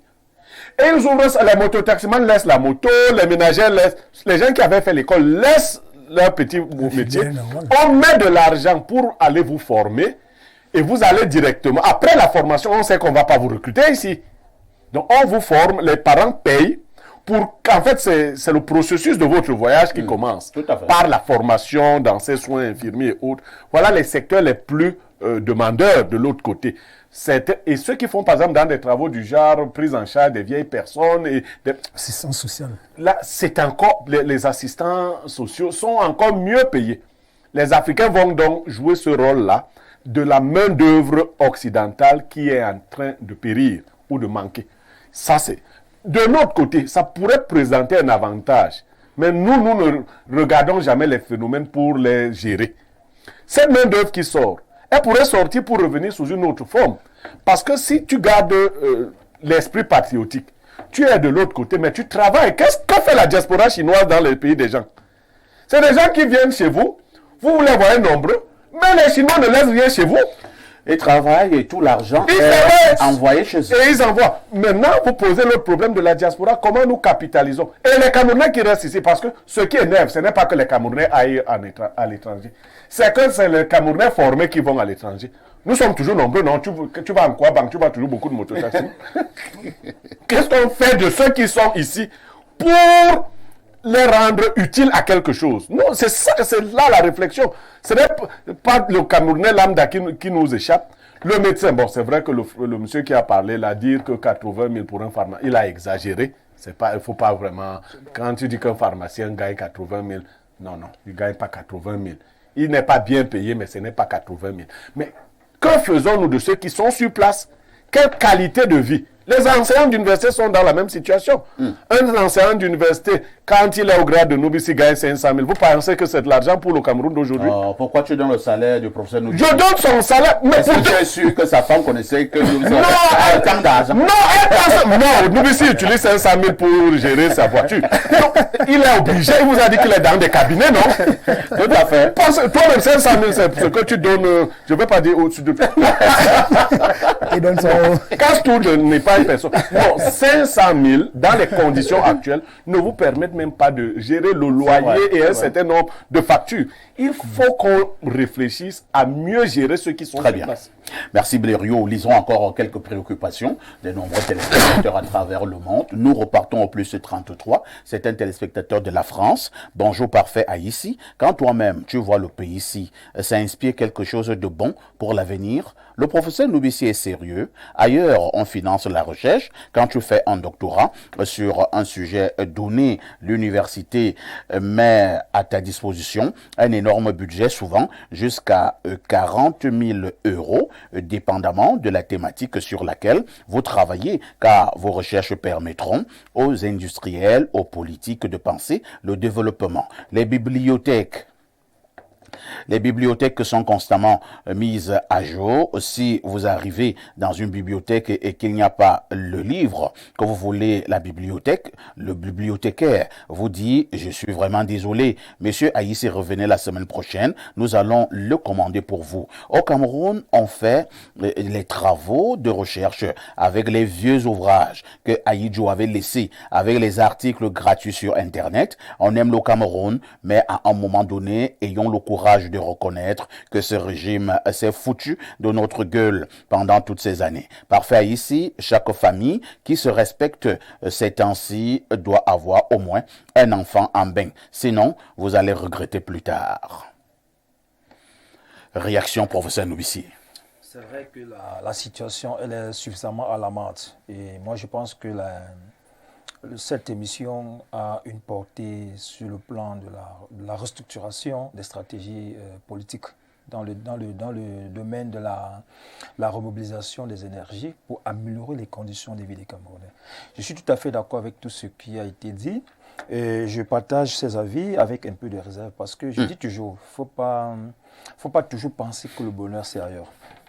Moi, j'ai dit ça, parce que c'est quand même... Moi, je suis à la base panafricaniste, c'est-à-dire quelqu'un qui a aimé l'Afrique et qui s'est donné pour l'Afrique. Vous l'avez d'ailleurs démontré, hein, vous avez obtenu votre thèse à Lyon, comme vous venez de le dire, vous étiez encore très jeune, vous pouviez décider de rester en France. Voilà. Ceux qui ont leur thèse à Lyon, j'ai soutenu ma thèse le 28 avril 2010, avec quelqu'un qui a soutenu la sienne en juin, mais lui, aujourd'hui, au niveau du rythme de vie, ce n'est pas la même chose. Mais pour tout ce répondre, fait comprendre qu'il y a des grands challenges qui sont les nôtres, et nous devions nous mobiliser à partir d'ici également pour relever ce challenge, et même ceux de la diaspora peuvent contribuer à ce challenge-là. Professeur, toutes mes excuses, hein. Nous repartons au téléphone où un autre Camerounais de la diaspora s'impatiente.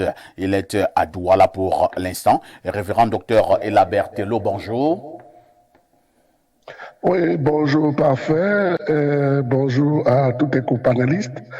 Je m'excuse de ne pas pouvoir être sur place comme d'habitude. Je dis bonjour et bonne année à mon frère Niemek et à toutes les personnes qui s'attellent à accompagner le Cameroun dans son émergence en 2037. Je rappelle que c'est pratiquement une trentaine d'années du côté des États-Unis. Pour l'instant, vous êtes au Cameroun. Vous êtes par ailleurs secrétaire exécutif du Conseil général de la diaspora. Quel est le regard que vous posez sur ce phénomène qui consiste dorénavant à ce que tous les jeunes Camerounais, ou alors la majorité de ces jeunes, veulent partir? Qu'est-ce qui explique ce phénomène? À qui la faute?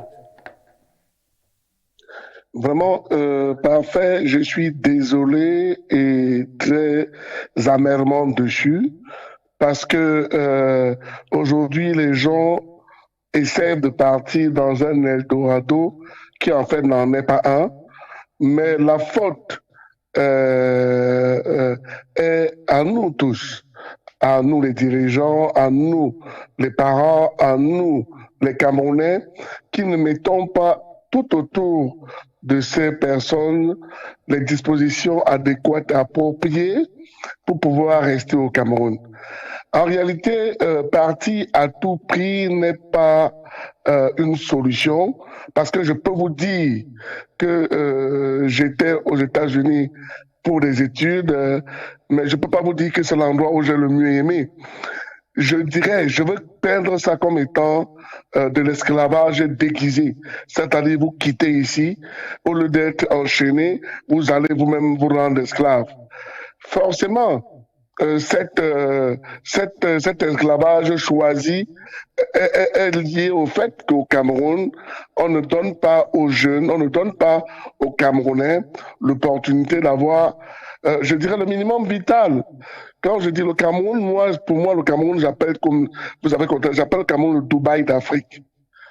Le Cameroun est capable de développer en lui-même des potentialités et des ressources capables de permettre aux Camerounais de vivre au Cameroun et aux autres de venir vivre au Cameroun. Révérend docteur Elabert Tello. Oui. Pour l'instant, avez-vous l'impression que le régime en place peut apporter encore une réponse efficace à ce phénomène? Non, attends, mais pas fait. Le manguier ne va pas nous produire des prunes. On n'attendait pas que le manguier vous prenne des prunes. Moi, j'ai une chose, c'est que, en respectant l'âge du président de la République, en respectant son parchemin, en respectant ses compétences personnelles et physiques, j'avais envie de dire que c'est possible.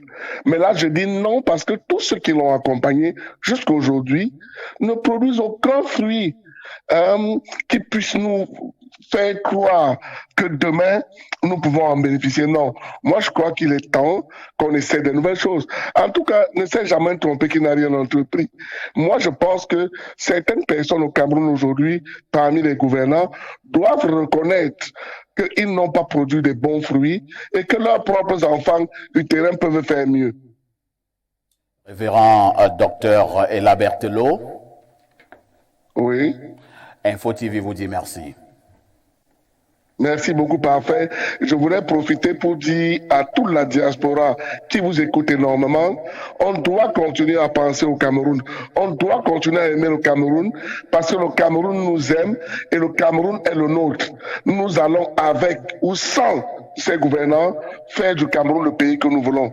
Je vous remercie et beaucoup de bonnes choses à vos collaborateurs. Merci, révérend docteur Ella Berthelot, qui est donc secrétaire exécutif du Conseil général de la diaspora. C'est le professeur qui avait la parole, vous la ressaisissez et vous chutez. Oui, en fait, j'étais en train de dire, je ne comprends pas ce qui nous arrive à nous les Africains. J'ai suivi une émission tout récemment où on vous fait savoir que, en termes d'alimentation, sur le plan mondial, l'Afrique produit 1% de ce qu'on mange dans le monde entier. Est-ce que nous n'avons pas de stratégie de production locale? Est-ce que nous ne pouvons pas créer des emplois et créer de nouvelles sources d'emplois pour que cette jeunesse qui veut trouver le bonheur ailleurs trouve ce bonheur ici? Est-ce que nous n'avons pas de stratégie? C'est pourquoi je m'adresse beaucoup plus aux dirigeants et à même ceux qui nous dirigent ici au Cameroun. Est-ce qu'on ne peut pas chaque fois... Moi, je prends un autre aspect. On a dit, quand la guerre a commencé en Ukraine, que l'économie camerounaise est menacée du fait qu'il y a la guerre en Ukraine, on n'a plus de blé. Mais est-ce qu'on ne peut pas faire ça localement? Combien de gens vont être recrutés? Combien de jeunes vont sortir du chômage? Si on crée l'emploi, soit on industrialise, soit on met en place des stratégies pour développer cette terre riche que nous avons. C'est ça la réalité. On a l'impression qu'on est verrouillé en termes de stratégie. Et c'est pourquoi ces jeunes-là, je suis d'accord avec eux. Ils doivent aller chercher le bonheur ailleurs parce que chaque personne est venue sur terre pour le bonheur. S'il peut l'avoir ailleurs, il ira. Et il ne faut pas oublier également que l'homme de nature est nomade. Lorsqu'il n'a pas son bien-être ici, il va le chercher. C'est l'instinct de survie. C'est l'instinct de survie. Lisons encore quelques préoccupations des nombreux téléspectateurs à travers le monde. Nous prenons ce message de Djibril Adjamena. Qu'est-ce qu'il dit? Bonjour le Phénix. Moi, ma femme a travaillé comme laborantin à Kousséry. Elle avait 10 000 francs par mois. Sans commentaire. Un autre message rapidement ce matin. Bonjour les démineurs. Que le gouvernement arrête de nous abrutir. La seule chose qu'on a ici d'avantageuse, c'est le coquille et le coq. Un pays où même pour faire l'armée, c'est un concours. Tu fais, tu échoues, jusqu'à tu n'as plus l'âge. L'armée qui devrait être l'engagement comme ailleurs. Et c'était une parenthèse. Concours niveau CEP, tu as le baccalauréat, tu échoues. Tu veux investir la juridiction et la possibilité d'avoir un terrain et les subventions impossibles. Tu vas au marché central, la police municipale vous chasse. Merci. Autre préoccupation, repartons au plus 33, c'est la France. Vraiment parfait ici, espace miné, un programme sérieux que le révérend Ella arrête la fumisterie. Oh là là, oh là là. Qu'est-ce qu'il a dit pour être traité ainsi? Il continue en disant, l'Occident c'est un Eldorado comparé à un pays où manger du poulet congelé est un luxe, avoir une carte d'identité un exploit, un pays où le SMIC est à 45 000, et lui-même parle comme ça, il vit en bain. Merci. Autre message ce jour. Bonjour Perfecto, retenons la chute de ton consultant, c'est-à-dire maîtriser les flux de sortie de nos compatriotes et éviter de pleurnicher sur leur évasion. Hier c'était l'exode rural, on en a fait une récitation théorique et aujourd'hui c'est l'immigration. Vivement votre thème, je vous encourage. C'est Joseph Salomon de Minganga qui envoie donc cette préoccupation. Prenons peut-être deux réactions. Deux dernières. Prenons le plus 39, c'est un téléspectateur de l'Italie. Bonjour Perfecto et au panel. D'habitude, je me délecte des analyses du professeur Nobicier. Mais là, j'ai l'impression qu'il a fait de l'exception la règle. Moi, franchement, je tire un grand coup de chapeau à ces Camerounais qui résistent au pays et s'en sortent malgré les difficultés. Je suis médecin gériatre, comme vous le savez. Et si je vous fais voir une unité de réanimation dans un hôpital ici, contrairement à ce que j'ai vu à l'hôpital général de Yaoundé, j'ai échangé avec un Chinois ici, réparateur d'appareils électroniques. L'immigration est une politique voulue par le gouvernement chinois avec des incitations et chaque pays sérieux devrait la promouvoir contre vents et marées. Désolé que chez nous, particulièrement, nous soyons tensés. Perfecto, un journaliste de votre acabit est une superstar en Europe avec tout ce qui va avec. C'est Ferrara en Italie qui envoie le message. Attends, qu'est-ce qu'il dit? Je relis encore la partie là. Hein. Un journaliste de votre acabit est une superstar en Europe avec tout ce qui va avec. Oui, mais même au Cameroun. Hein. Même au Cameroun. Joseph Olinga, nous sortons progressivement de ce mercredi diaspora. Y a-t-il une solution en urgence à mettre sur pied? Parce qu'au-delà de tout, c'est la fuite des cerveaux. Je crois que la première solution, lorsqu'on parle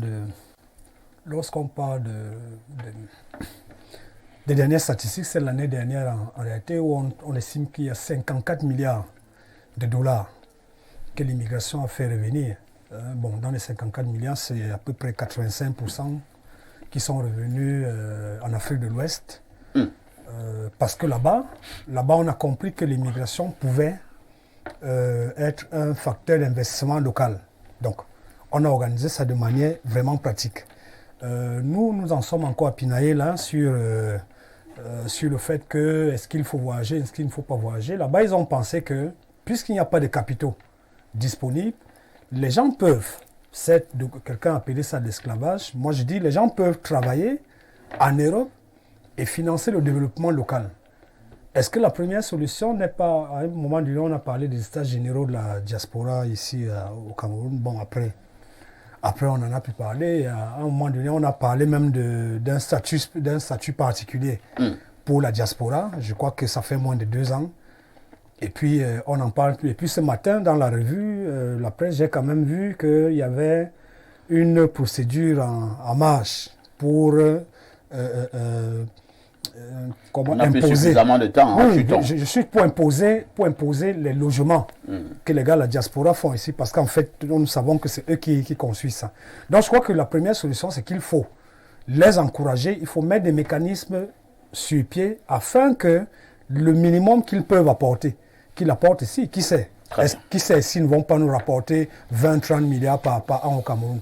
La deuxième des choses, c'est aussi que, qu'on sorte des discours qu'on vend à la jeunesse et qu'on mette sur pied des mécanismes afin que tout le monde puisse être un créateur d'emplois. Parce qu'il n'est pas évident dans notre pays en ce moment de dire même à quelqu'un d'aller faire des plantations au village. Parce qu'il faut un investissement minimal pour ça.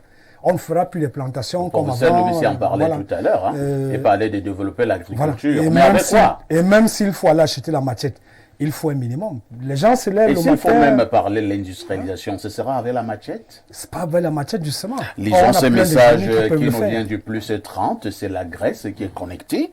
Bonjour Espace Miné. Bonjour à Tonton Castou. Bonjour au Baébec de la modération. Je dis non. Je ne suis pas le Baébec de la modération. Disons la vérité. Le pays est dur. Manque d'opportunités. Ah, parfait. Un boulanger en chef. Ici, c'est 2800 €. Presque 1 million. Qu'est-ce qu'il dit là? Presque 1 800 000 francs. Hein? Oui, presque 1 800 000 francs. Et il y a un boulanger qui touche 500 000 francs au Cameroun. Claude Diego depuis Athènes. Si je vois même le genre de boulanger, là, il avait fui. Un boulanger au Cameroun qui touche 500 000. Blaireau, tu en connais? Vous serez étonné, oui, mais ils sont rares. Un boulanger? Oui. 500 000. Il travaille dans quelle boulangerie? La boulangerie du Palais? Je ne vais pas faire la publicité des boulangers. Peut-être celui qui est l'entrepreneur. Peut-être celui qui est la boulangerie. Non. Alors, lisons un dernier message de la France, chez nos grands-pères les Gaulois. Bonjour Perfecto, ainsi qu'à ton panel. Avec beaucoup de retard, je vous souhaite une bonne année 2025 à tous sur le plateau et plus particulièrement à toi, Longan Media de la modération. C'est une expression chez les Bantous, très symbolique. Alors, pour la problématique, les jeunes désertent de plus en plus le pays parce que la misère est ambiante. Le désespoir trône comme une épée de Damoclès et la violence dans tout ce qu'elle a de symbolique est légion. L'avenir des jeunes est dans un clair-obscur et l'ailleurs permet de rebâtir les roseaux d'espérance. Docteur Famio Tama, à partir de la France. Très poétique. C'est terminé pour Mercredi Diaspora. Merci au professeur Claude Noubissier, qui reste une valeur de l'intelligentsia. Il est enseignant d'université, psychosociologue. Merci à Joseph Olinga, qui est également une valeur sur le plan journalistique. Il travaille pour Panorama Papers, mais également le quotidien Le Messager au Cameroun. Infiniment merci à notre consultant, Pierre Blériot Niamek, qui restera le consultant planétaire. La rediffusion de ce programme, c'est tous les soirs, à partir de 22h30. Ils sont nombreux, ces téléspectateurs, qui ont insisté, ils ont persisté, ils ont voulu une rediffusion de votre programme Libre Expression de dimanche passé. Ça y est, avec l'apport et l'accord de la hiérarchie, la rediffusion de Libre Expression de dimanche, c'est cet après-midi à partir de 14h30. Rediff Libre Expression, cet après-midi à partir de 14h30. Avec tout ceci, que faites-vous?